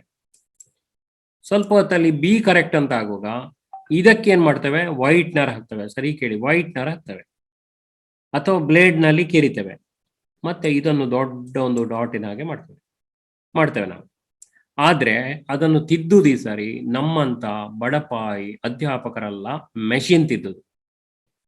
ಓಕೆ, ಮೆಷಿನ್ ತಿದ್ದುದು. ಅದಕ್ಕೆ ನೀವು ಉಜ್ಜಿದ್ದೀರಾ, ವೈಟ್ನರ್ ಹಾಕಿದ್ದೀರಾ, ಏನು ಗೊತ್ತಾಗೋದಿಲ್ಲ. ಓಕೆ, ಅದು ಯಾವುದು ದಪ್ಪ ಆಗಿದೆ ನೋಡ್ತದೆ. ವೈಟ್ನರ್ ಎಲ್ಲ ಹಾಕಿ ಇದನ್ನು ಪೇಂಟ್ ಮಾಡಿ ನೀವು ದಪ್ಪ ಎಲ್ಲ ಮಾಡಿದ್ದೀರಿ, ಚೆಂದ ಮಾಡಿ. ಅದೇನ್ ಮಾಡ್ತದೆ, ಅದಕ್ಕೆ ಕಪ್ಪು ನೀಲಿ ಇಂಕ್ ಏನು ಗೊತ್ತಾಗೋದಿಲ್ಲ, ಯಾಕಂದ್ರೆ ಅದು ಮೆಷಿನ್. ದಪ್ಪ ಯಾವ್ದಾಗಿದೆ ನೋಡ್ತದೆ. ದಪ್ಪ ನೋಡಿದ್ರೆ ವೈಟ್ನರ್ ಹಾಕಿ ನೀವು ದಪ್ಪ ಮಾಡಿ ಒಂದು ಒಳ್ಳೆ ದಿಬ್ಬದಾಗೆ ಮಾಡಿ ಇಡ್ತೀರಿ. ಅದು ಅದೇ ಉತ್ತರ ಅಂತ ಹೇಳಿ ನಿಮ್ಗೆ 0 ಮಾರ್ಕ್ ಕೊಡ್ತದೆ. ಅರ್ಥ ಆಯ್ತು? ಇದು ಅದಕ್ಕೆ ಕಾಣುವುದೇ ಇಲ್ಲ. ಅದು ಇಂಕನ್ನು ನೋಡುದಲ್ಲ, ಯಾವುದು ಹೆಚ್ಚು ಬ್ಲಾಕ್ ಆಗಿದೆ ಅಂತ ನೋಡುದು ಅಷ್ಟೇ. Marking challenge. ಹಾಗಾಗಿ ಅದನ್ನು ನೋಡಿ, ಅದನ್ನು ಗಮನಿಸಿ, ಮತ್ತೆ ಉತ್ತರ ಹೇಳ್ತೇನೆ. ಅದಕ್ಕೆ ಹೆಚ್ಚು ಏಕಾಗ್ರತೆ ಬೇಕು ನಮ್ಗೆ. Okay, need more focus. ಹಿಂದಾದ್ರೆ ಏನು ಗೊತ್ತುಂಟ, ಒಂದು ಕಡೆ ಆನ್ಸರ್ ಬರೆಯುದು, ಅದನ್ನು ಹೊಡೆಯುದು, ಇನ್ನೊಂದು ಕಡೆ ಬರೆಯುದು, ಮತ್ತೊಂದು ಕಡೆ ಬರೆಯುದು, 4-5 ಕಡೆ ಬರೆಯುದು. ಈ ಸರಿ ಅದು ಎಂತದಿಲ್ಲ, ಒಂದೇ ಕಡೆ ಬರೀಲಿಕ್ಕೆ, ಒಂದೇ ಪೇಜಲ್ಲಿ ಟಿಕ್ ಮಾಡ್ಲಿಕ್ಕೆ. ನೀವು ಆಚೆ ಈಚೆ ನೋಡಿ ಅವರನ್ನು ನಂಬಿ ಎಕ್ಸಾಮ್ ತಪ್ಪಾದ್ರೆ ನೀವೇ ಜವಾಬ್ದಾರ ಅದಕ್ಕೆ. ಮತ್ತೊಂದೇನಂದ್ರೆ, you need to cover all the subjects. ಬರ್ಕೊಳ್ಳಿ, ಎಲ್ಲ ಸಬ್ಜೆಕ್ಟ್ ಅನ್ನು ಕವರ್ ಮಾಡಬೇಕು. ನೀವು 1 ಗಂಟೆ 20 ನಿಮಿಷ ಕೂತ್ಕೊಂಡು ಗಣಿತವನ್ನೇ ಬರೆದ್ರೆ ಉಳಿದದ್ರಲ್ಲಿ ಮಾರ್ಕ್ ಸಿಗುದಿಲ್ಲ. ಆಗ ನಿಮ್ಗೆ ಡಿಪ್ಲೊಮಾ ತಪ್ತದೆ, ಪೊಲೀಸ್ ಹುದ್ದೆ ತಪ್ತದೆ, ಮಿಲಿಟರಿ ತಪ್ತದೆ. ಎಲ್ಲವೂ ಇಂಪಾರ್ಟೆಂಟ್ ಇದು. ಈಗ ನೀವು ಇದನ್ನು ಮನೆಯಲ್ಲಿ ಪ್ರಾಕ್ಟೀಸ್ ಮಾಡಬೇಕು. ಸರಿ, ಓಕೆ. ಈಗ ನೋಡಿ, ಇದು OMR ಶೀಟ್ ಕಾಣ್ತದಾ? ನಿಮ್ಗೆ ನಾಡ್ದು ಕೊಡುವ OMR ಉತ್ತರ ಪತ್ರಿಕೆ, ಇದೇ ಉತ್ತರ ಪತ್ರಿಕೆ. ಈಗ ಸುಮಾರು ಪ್ರಶ್ನೆಗಳಲ್ಲುಂಟು, ತೋರಿಸ್ತೇನೆ, ಸ್ವಲ್ಪ ಗಮನಿಸಿ. ಇದು ಫುಲ್ ಆಗಿರ್ತದೆ. ರಿಜಿಸ್ಟರ್ ನಂಬರ್ ಅವರೇ ಕೊಟ್ಟಿರ್ತಾರೆ, ನೀವು ಬರೀಲಿಕ್ಕಿಲ್ಲ. ಕೋಡ್ ಅವರೇ ಬರೆದಿರ್ತಾರೆ, ನಿಮ್ಮ ಹೆಸರು ಬರೆದಿರ್ತಾರೆ, ನೀವು ಗಂಡು ಹೆಣ್ಣು ಬರೆದಿರ್ತಾರೆ, district, block, centre, candidate type, medium, ಎಲ್ಲವೂ ನಿಮ್ಮ ಫೋಟೋ ಸಮೇತ ಇಲ್ಲಿದೆ. ಸರಿ ಕೇಳಿ, ಏನ್ ತಲೆ ವಿಷಯ ಮಾಡಬೇಡಿ. ಫೋಟೋವು ಇದೆ ನಿಮ್ಮ ಹತ್ರ, QR ಕೋಡು ಇದೆ. ನೀವು ಬರೆಯುವುದು ಏನಂದ್ರೆ, 1ನೇ ಪ್ರಶ್ನೆಗೆ ಉತ್ತರ ನೋಡಿ, ಇಲ್ಲಿ ಬರೆದ ಹಾಗೆ 1ನೇ ಪ್ರಶ್ನೆಗೆ ಉತ್ತರ ಯಾವುದು ಅಂತ ಟಿಕ್ ಮಾಡೋದಿಲ್ಲ. 2ನೇ ಪ್ರಶ್ನೆಗೆ ಉತ್ತರ ಟಿಕ್ ಮಾಡೋದು. ಹೀಗೆ ನೋಡಿ, ಇದು ಒಟ್ಟು ಹೀಗಿದೆ. ಸರಿ ನೋಡಿ, 40 ಕಾಣ್ತದೆ ನಿಮ್ಗೆ. ಹೀಗೆ 40 ಪ್ರಶ್ನೆಗಳು. ಸರಿ ನೋಡಿ, ಕಾಣ್ಬೇಕು ನಿಮ್ಗೆ. ಅದನ್ನು ಝೂಮ್ ಮಾಡ್ತೇನೆ ಆದಷ್ಟು. ನೋಡಿ, ಇಲ್ಲಿ ಕಾಣ್ತದೆ ನೋಡಿ, 40 ಪ್ರಶ್ನೆಗಳಿದೆ. ಇದು ಗಣಿತಕ್ಕೆ ಮೇಲೆ ಕಾಣ್ತದಲ್ಲ, ಮ್ಯಾಥಮೆಟಿಕ್ಸ್ ಅಂತ ಕಾಣ್ತದೆ. ಸೊ 22 ಚಾಟ್ ಬಂತು ಗುಣ. ಎಸ್ ಹಾ, ಗುಡ್, ಚೆನ್ನಾಗಿ ರೆಸ್ಪಾಂಡ್ ಮಾಡ್ತೀರಿ. ಸೊ ಇಲ್ಲಿ ಏನು ನೀವು ಬರೀಲಿಕ್ಕಿಲ್ಲ. ಈ ಸರಿ ಬರೆಯುವುದು ಭಾರಿ ಕಡಿಮೆ. ಇಲ್ಲಿ ನಿಮ್ಮ ಫೋಟೋ ಇರ್ತದೆ, ಅದು ಹೌದಾ ಅಂತ ನೋಡಿ, ನಿಮ್ದು ಫೋಟೋ ಇದ್ರೆ ಏನು ಮಾಡುವಾಗಿಲ್ಲ. ಮತ್ತೆ QR ಕೋಡ್ ಇರ್ತದೆ, ಅದಕ್ಕೆ ಏನೂ ಸಂಬಂಧ ಇಲ್ಲ. ನೀವೇನಂದ್ರೆ ಗಣಿತದ 40 ಪ್ರಶ್ನೆಗಳಿಗೆ ಸರಿಯಾದ ಉತ್ತರವನ್ನು ಈ ಜಾಗದಲ್ಲಿ ಫಿಲ್ ಮಾಡುದು. ಫಿಲ್ ಮಾಡುವಾಗ ನಾನೊಂದು ಐಡಿಯಾ ಹೇಳಿಕೊಡ್ತೇನೆ, ನೀವು ಪ್ರಾಕ್ಟೀಸ್ ಮಾಡ್ತೀರಾ? ಫಸ್ಟಿಗೆ ನಿಮ್ಗೆ 1ನೇ ಪ್ರಶ್ನೆಗೆ 3ನೇ ಉತ್ತರ ಅಂತ ಇರ್ತದೆ. ನೀವೇನ್ ಮಾಡಿ ಅಂದ್ರೆ ಹೀಗೆ ಕ್ರಾಸ್ ಮಾಡಿ ಅಷ್ಟೇ. ಓಕೆ, ಹೀಗೆ ಕ್ರಾಸ್ ಮಾಡಿ ಅಷ್ಟೇ. ಸರಿ ಕೇಳಿ, 2ನೇ ಪ್ರಶ್ನೆಗೆ ಉತ್ತರ A ಅಂತ ಕಾಣ್ತದೆ, ನೀವು ಕ್ರಾಸ್ ಮಾಡಿ ಹೀಗೆ, ಪೆನ್ಸಿಲಲ್ಲ ಪೆನ್ನಲ್ಲಿ ಕ್ರಾಸ್ ಮಾಡಿ. ಈಗ 4ನೇ ಪ್ರಶ್ನೆಗೆ ಉತ್ತರ D ಅಂತ ಕಾಣ್ತದೆ, ಕ್ರಾಸ್ ಮಾಡಿ. ಎಲ್ಲ ಕ್ರಾಸ್ ಆಗಿದೆ ನೋಡಿ. ಬಳಸುವಾಗ ಸರಿ ಗಮನಿಸಿ, ಬಾಲ್ ಪಾಯಿಂಟ್ ಪೆನ್ನನ್ನೇ ಬಳಸಬೇಕು, ಜೆಲ್ ಪೆನ್ ಕೊಂಡೋಗ್ಬಾರ್ದು. ಯಾಕೆ ಗೊತ್ತಾ? ಅದಲ್ಲಿ ಯಾರು ಲೀಕ್ ಆಗಿ ಇಡೀ ಡಾಟ್ ಬಂದ್ರೆ ಇಷ್ಟು ದೊಡ್ಡದು, ನಿಮ್ಮ ಎಕ್ಸಾಮೇ ಹೋಗ್ತದೆ. ಸೊ ಜೆಲ್ ಪೆನ್ ನಿಷೇಧಿಸಲಾಗಿದೆ. 2-3 ಬಾಲ್ ಪಾಯಿಂಟ್ ಪೆನ್ ತಗೊಂಡೋಗಿ, ಅದ್ರಲ್ಲಿಯೂ ಸ್ವಲ್ಪ ಸ್ವಲ್ಪ ಬರೀರಿ ಮನೆಯಲ್ಲಿ. ಇಲ್ಲದಿದ್ರೆ ಬಾಲ್ ಎಂಬುದು ರೋಲ್ ಆಗುದಿಲ್ಲ. ನಿಮ್ಗೆ ಗೊತ್ತುಂಟು, ಈ ಬಾಲ್ ಪಾಯಿಂಟ್ ಪೆನ್ ಅಲ್ಲಿ ಬಾಲ್ ಇರ್ತದೆ, ಅದು ರೋಲ್ ಆಗುದಿಲ್ಲ. ನೀವು ಕೊನೆಗೆ ಏನ್ ಮಾಡ್ಬೇಕಂದ್ರೆ, ಇಲ್ಲಿ ನೋಡಿ ಸ್ಟೂಡೆಂಟ್ ಸಿಗ್ನೇಚರ್ ಅಂತ ಉಂಟು, ಇಲ್ಲಿ ನಿಮ್ಮ ಸಿಗ್ನೇಚರ್ ಹಾಕ್ಬೇಕು. ನಿಮ್ಮ ಕ್ಲಾಸಿಗೆ ಒಬ್ರು ಟೀಚರ್ ಬರ್ತಾರೆ, ಇನ್ವಿಜಿಲೇಟರ್, ಅವರು ಸಿಗ್ನೇಚರ್ ಹಾಕ್ತಾರೆ. ಇಲ್ಲಿಗೆ ಗಣಿತ ಪರೀಕ್ಷೆ ಮುಗಿಯಿತು. ಕ್ಲಿಯರ್? ಏನ ಡೌಟ್ ಇದ್ರೆ ಚಾಟ್ ಮಾಡಿ. ಮತ್ತೆ ಈಗ ಗಣಿತದ ಬಗ್ಗೆ ಇಷ್ಟು. ಈಗ ಸರಿ ಕೇಳಿ, ಇಷ್ಟಕ್ಕೆ ಬರೇ ಕ್ರಾಸ್ ಮಾಡಬೇಡಿ. 40 ಪ್ರಶ್ನೆಗೆ ಉತ್ತರ ಆಯ್ತು. ನಿಮ್ಗೆ ಗ್ಯಾರಂಟಿ 1ನೇ ಪ್ರಶ್ನೆಗೆ ಉತ್ತರ 3ನೇದ್ದು ಅಂತ ಗೊತ್ತಾಯ್ತು. ಗೊತ್ತಾದ ಕೂಡಲೇ ಮತ್ತೆ ಇದನ್ನು ಶೇಡ್ ಮಾಡಿ, ಚಂದ ಮಾಡಿ, ಹೀಗೆ ಶೇಡ್ ಮಾಡಿ, ಚಂದ ಶೇಡ್ ಮಾಡಿ. ಸಾರಿ, 2ನೇ ಪ್ರಶ್ನೆಗೆ ಉತ್ತರ ಎ ಅಂತ ಬರ್ದಿದ್ರಿ, ಟಿಕ್ ಮಾಡಿದ್ರಿ, ಆಗ ನಿಮ್ಗೆ ಮತ್ತೆ ಗೊತ್ತಾಗ್ತದೆ 2ನೇದಲ್ಲ 3ನೇದು ಇರ್ಬೇಕು ಅಂತ. ಸೊ 3ನೇದು ಶೇಡ್ ಮಾಡಿ, ಅದು ಅದಕ್ಕೆ ವೈಟ್ನರ್ ಹಾಕ್ಬೇಡಿ, ಹಾಗೆ ಇಡಿ. ಈಗ ಕಂಪ್ಯೂಟರ್ ಏನ್ ಮಾಡ್ತಾ ಅಂದ್ರೆ ಈ 2ನೇ ಕ್ವಶನ್ ಮೇಲೆ ಬರ್ತದೆ, ಬಂದು ನೋಡ್ತದೆ ಯಾವ್ದು ಹೆಚ್ಚು ಶೇಡ್ ಆಗಿದೆ, ಇದೇ ಆಗಿದೆ, ಓಕೆ ಇದೆ ಅಂತ ಹೇಳಿದ್ವಿ, ಇದು ದಿಬ್ಬ ಇದೆ, ಸೊ ಮಾರ್ಕ್ ಕೊಡ್ತದೆ. ಸೊ ಈ ರೀತಿ ಮಾಡಿ. ಹಾಗಾಗಿ ನೀವು ಪಕ್ಕದಲ್ಲಿ ನೋಡಿ, ಅವರನ್ನು ನಂಬಿ ಇವರನ್ನು ನಂಬಿದ್ರೆ ನೀವು ಕೆಡ್ತೀರಿ. ಸೊ ನಿಮ್ಮನ್ನೀಗ ನಂಬಬೇಕು, believe yourself. Okay, next ಬರಿದೆ ಗಣಿತ ಮುಗೀತೀಗ ಪರೀಕ್ಷೆ. 20 ಆನ್ಸರ್ ಮಾಡಿದ್ರಿ. Okay sir, thank you very much, ತುಂಬಾ ಚೆನ್ನಾಗಿ ಭಾಗವಹಿಸ್ತಾ ಇದ್ದೀರಿ. ಫೈನ್. ಇನ್ನು ಕೆಲವು ಚಾಟ್ ಬಂತು. 80 ವಿದ್ಯಾರ್ಥಿಗಳಿದ್ದೀರಿ ನೀವು, ಗ್ರೇಟ್. ಈಗ ಇಲ್ಲಿ ನೋಡಿ, ಈಗ ನಾವು ಸೈನ್ಸಿಗೆ ಬಂದಿದ್ದೇವೆ. ಇಲ್ಲಿಯೂ ಹಾಗೆ ನಿಮ್ಮ ಹೆಸರು ನಿಮ್ದೇ ನೋಡಿ, ಫೋಟೋ ನಿಮ್ದೇ ಅಂತ, ಬಾಕಿ ಎಲ್ಲ ಬೇಡ, ಕೋಡ್ ಎಲ್ಲ ಅದ್ರ ಬಗ್ಗೆ ತಲೆಬಿಸಿ ಮಾಡಬೇಡಿ. ಪುನಃ ಸೈನ್ಸಿಗೆ ನೋಡಿ, ಇಲ್ಲಿ 40 ಪ್ರಶ್ನೆ ಇದೆ, ಸಾರಿ 40 ಆನ್ಸರ್ಸ್ ಇದೆ ಬರೀಲಿಕ್ಕೆ. ಆದ್ರೆ ಇಲ್ಲಿ 80 ಅಂತ ಉಂಟು, ಯಾಕಂದ್ರೆ ಸ್ಟಾರ್ಟ್ ಆದ್ದು 41ರಿಂದ. ಯಾಕೆ ಗೊತ್ತಾಯ್ತಾ? 40ರವರೆಗೆ ಮ್ಯಾಥ್ಸ್ ಇತ್ತು. ಸೊ 41ರಿಂದ 80 ಬರ್ಕೊಳ್ಳಿ, ಅದು ಸೈನ್ಸ್. ಇಲ್ಲಿಯೂ ಅದೇ ತತ್ವ, ಫಸ್ಟಿಗೆ ಕ್ರಾಸ್ ಮಾಡೋದು ಮತ್ತೆ ಮಾರ್ಕ್ ಮಾಡೋದು. ಆದ್ರೆ ಪೆನ್ಸಿಲ್ ಅಲ್ಲಿ ಮಾಡಬೇಡಿ, ಅದಕ್ಕೆ ಅರ್ಥ ಆಗುದಿಲ್ಲ ಮೆಷಿನಿಗೆ, ವಿಶೇಷವಾಗಿ ಹುಡುಗಿಯರು, ಅವರಿಗೊಂದು ಹೆದರಿಕೆ ತಪ್ಪಾದ್ರೆ ಅಂತ. ಏನ್ ತೊಂದರೆ ಇಲ್ಲ, ಪೆನ್ನಲ್ಲೇ ಮಾಡಿ. Okay fine. ಇದು ಸೈನ್ಸಿನ ಬಗ್ಗೆ. ಪುನಃ ಹಾಗೆ ಇಲ್ಲಿ ಸೈನ್ ಹಾಕೋದು, ರೂಮ್ ಇನ್ವಿಜಿಲೇಟರ್ ಸೈನ್ ಹಾಕ್ತಾರೆ, ಇಷ್ಟೇ, ಬೇರೆ ಏನಿಲ್ಲ. ಸರಿ, ನಾವು 3ಕ್ಕೆ ಬರ್ತೇವೆ. ಯಾವುದು? ಸಮಾಜ. ಸಮಾಜಕ್ಕೆ ಕಲರ್ ನೋಡಿ, ಇನ್ನೊಮ್ಮೆ ತೋರಿಸ್ತೇನೆ ನೋಡಿ, ಕಲರ್ ನೋಡಿ, ನೀವು ಗಮನಿಸಿ, ಇನ್ನೊಮ್ಮೆ ನೋಡಿ. ಗಣಿತಕ್ಕೆ ಈ ಕಲರ್ ಕಾಣ್ತಲ್ಲ, ಕಲರ್ ಓಕೆ, ಸಾಮಾನ್ಯ ಪಿಂಕ್ ಕಲರ್.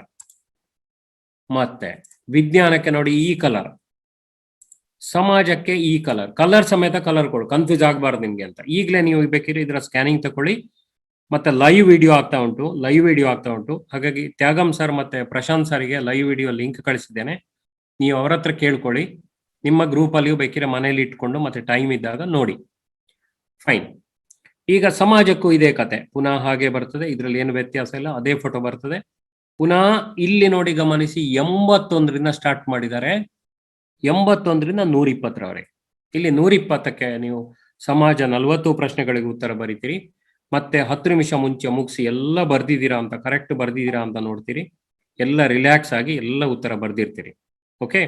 ಆದ್ರೆ ಒಂದು ಗಮನಿಸಿ, ಗೊತ್ತಿಲ್ಲ ಅಂತ ಪ್ರಶ್ನೆಯನ್ನು ಬಿಡಬೇಡಿ. ಸರಿ ಕೇಳಿ, ನಾನು ನಿಮಗೆ ಒಂದು ಮ್ಯಾಥ್ಸ್ ಹೇಳ್ಕೊಡ್ತೇನೆ, ಪ್ರೊಬ್ಯಾಬಿಲಿಟಿ ಮ್ಯಾಥ್ಸ್. ಓಕೆ, ಮ್ಯಾಥಮೆಟಿಕ್ಸ್ ಅಲ್ಲಿ ಒಂದು ಸಂಭವನೀಯತೆ ಅಂತ ಇದೆ. ನೀವು ಏನು ಗೊತ್ತಿಲ್ಲ ಭಾವಿಸಿ, ಯಾವುದೋ ಒಂದೇ ನಂಬರಕ್ಕೆ ಟಿಕ್ ಮಾಡಿ, ಸ್ವಾಮಿ ಶರಣಮ್ಮ ಅಂತ ಹೀಗೆ ಟಿಕ್ ಮಾಡ್ತಾ ಹೋಗಿ. ಒಂದೇ ನಂಬರ್ ಗೊತ್ತಿಲ್ದಿರ ಮಾತ್ರ ಟಿಕ್ ಮಾಡ್ತಾ ಹೋಗಿ. ಅದರಲ್ಲಿ 10ರಲ್ಲಿ 2 ಮಾರ್ಕ್ ಆದ್ರೂ ಸರಿ ಆಗ್ತದೆ. ಸೊ 0ಗಿಂತ 2 ಒಳ್ಳೇದು, 2 ಅಥವಾ ಪ್ರೊಬ್ಯಾಬಿಲಿಟಿ 3 ಎಲ್ಲ ಸಿಗ್ಬೋದು. ಅಷ್ಟು ಮಾರ್ಕ್ಗಳು ನಿಮಗೆ ಎಕ್ಸ್ಟ್ರಾ ಸಿಗ್ತದೆ. So try the best, try ಮಾಡಿ ಅದನ್ನು. ಸೊ ಇದು 1ನೇ ದಿವಸದ ಪರೀಕ್ಷೆ ಮುಗಿಯಿತು. ಓಕೆ, ಪರೀಕ್ಷೆ ಮುಗಿಯಿತು. ಹೀಗೆ 2ನೇ ದಿವಸದ ಪರೀಕ್ಷೆ ಇದೆ ನೋಡಿ. ಫಸ್ಟ್ ಲ್ಯಾಂಗ್ವೇಜ್, ಕೆಲವರಿಗೆ ಕನ್ನಡ ಫಸ್ಟ್ ಲ್ಯಾಂಗ್ವೇಜ್, ಕೆಲವರಿಗೆ ಫಸ್ಟ್ ಲ್ಯಾಂಗ್ವೇಜ್, ಕೆಲವರಿಗೆ ಇಂಗ್ಲಿಷ್ ಫಸ್ಟ್ ಲ್ಯಾಂಗ್ವೇಜ್, ಇನ್ನು ಕೆಲವರಿಗೆ ಬೇರೆ ಯಾವ್ದಾದ್ರು ಲ್ಯಾಂಗ್ವೇಜ್, ಪ್ರಥಮ ಭಾಷೆ. ಪುನಃ ಹಾಗೆ. ಇದು ಯಾವಾಗ? 22ನೇ ತಾರೀಕು ಜುಲೈ 22ಕ್ಕೆ ಬಂದು ಕಾರ್ಯಕ್ರಮಕ್ಕೆ ಬನ್ನಿ, ಎಲ್ಲ ಸುಧಾರಿಸಿಕೊಡಿ. ಓಕೆ, ಇಲ್ಲಿಯೂ ಹಾಗೆ 1ರಿಂದ 40 ಪ್ರಶ್ನೆ ಇದೆ ಪ್ರಥಮ ಭಾಷೆಯಲ್ಲಿ. ನಿಮಗೆ ಕನ್ನಡ ಇದ್ರೆ ಕನ್ನಡದ ಬಗ್ಗೆ ಪ್ರಶ್ನೆಗಳು. ಪುನಃ ಸಿಗ್ನೇಚರ್ ಅದೇ ರೀತಿ. ಕಲರ್ ನೋಡಿ, ಮರುದಿವಸವು ಅದೇ ಕಲರ್, ಫಸ್ಟಿಗೆ ಮರುದಿವಸ ಅದೇ ಕಲರ್. ಯೂಟ್ಯೂಬ್ ವಿಡಿಯೋ ನೋಡಿ, ಮತ್ತೆ ಬೇಕಿದ್ರೆ ಲಿಂಕ್ ಇದೆ ಅದರಲ್ಲಿ. ಮತ್ತೆ ಕನ್ನಡ ಆದ್ಮೇಲೆ ದ್ವಿತೀಯ ಭಾಷೆ, ಹೆಚ್ಚಾಗಿ ದ್ವಿತೀಯ ಭಾಷೆ ಇಂಗ್ಲಿಷ್. Okay, English language. ಪುನಃ ಅದೇ ರೀತಿ OMR ಶೀಟ್. ಕಲರ್ ನೋಡ್ಕೊಳ್ಳಿ, ಹಿಂದೆ 2ನೇ ಪರೀಕ್ಷೆ ಸೈನ್ಸಿಗೆ ಯಾವ ಕಲರ್ ಇತ್ತೋ ಅದೇ ಕಲರ್ ಇಲ್ಲಿ. ಪುನಃ 41ರಿಂದ 80 ಗಮನಿಸಿ.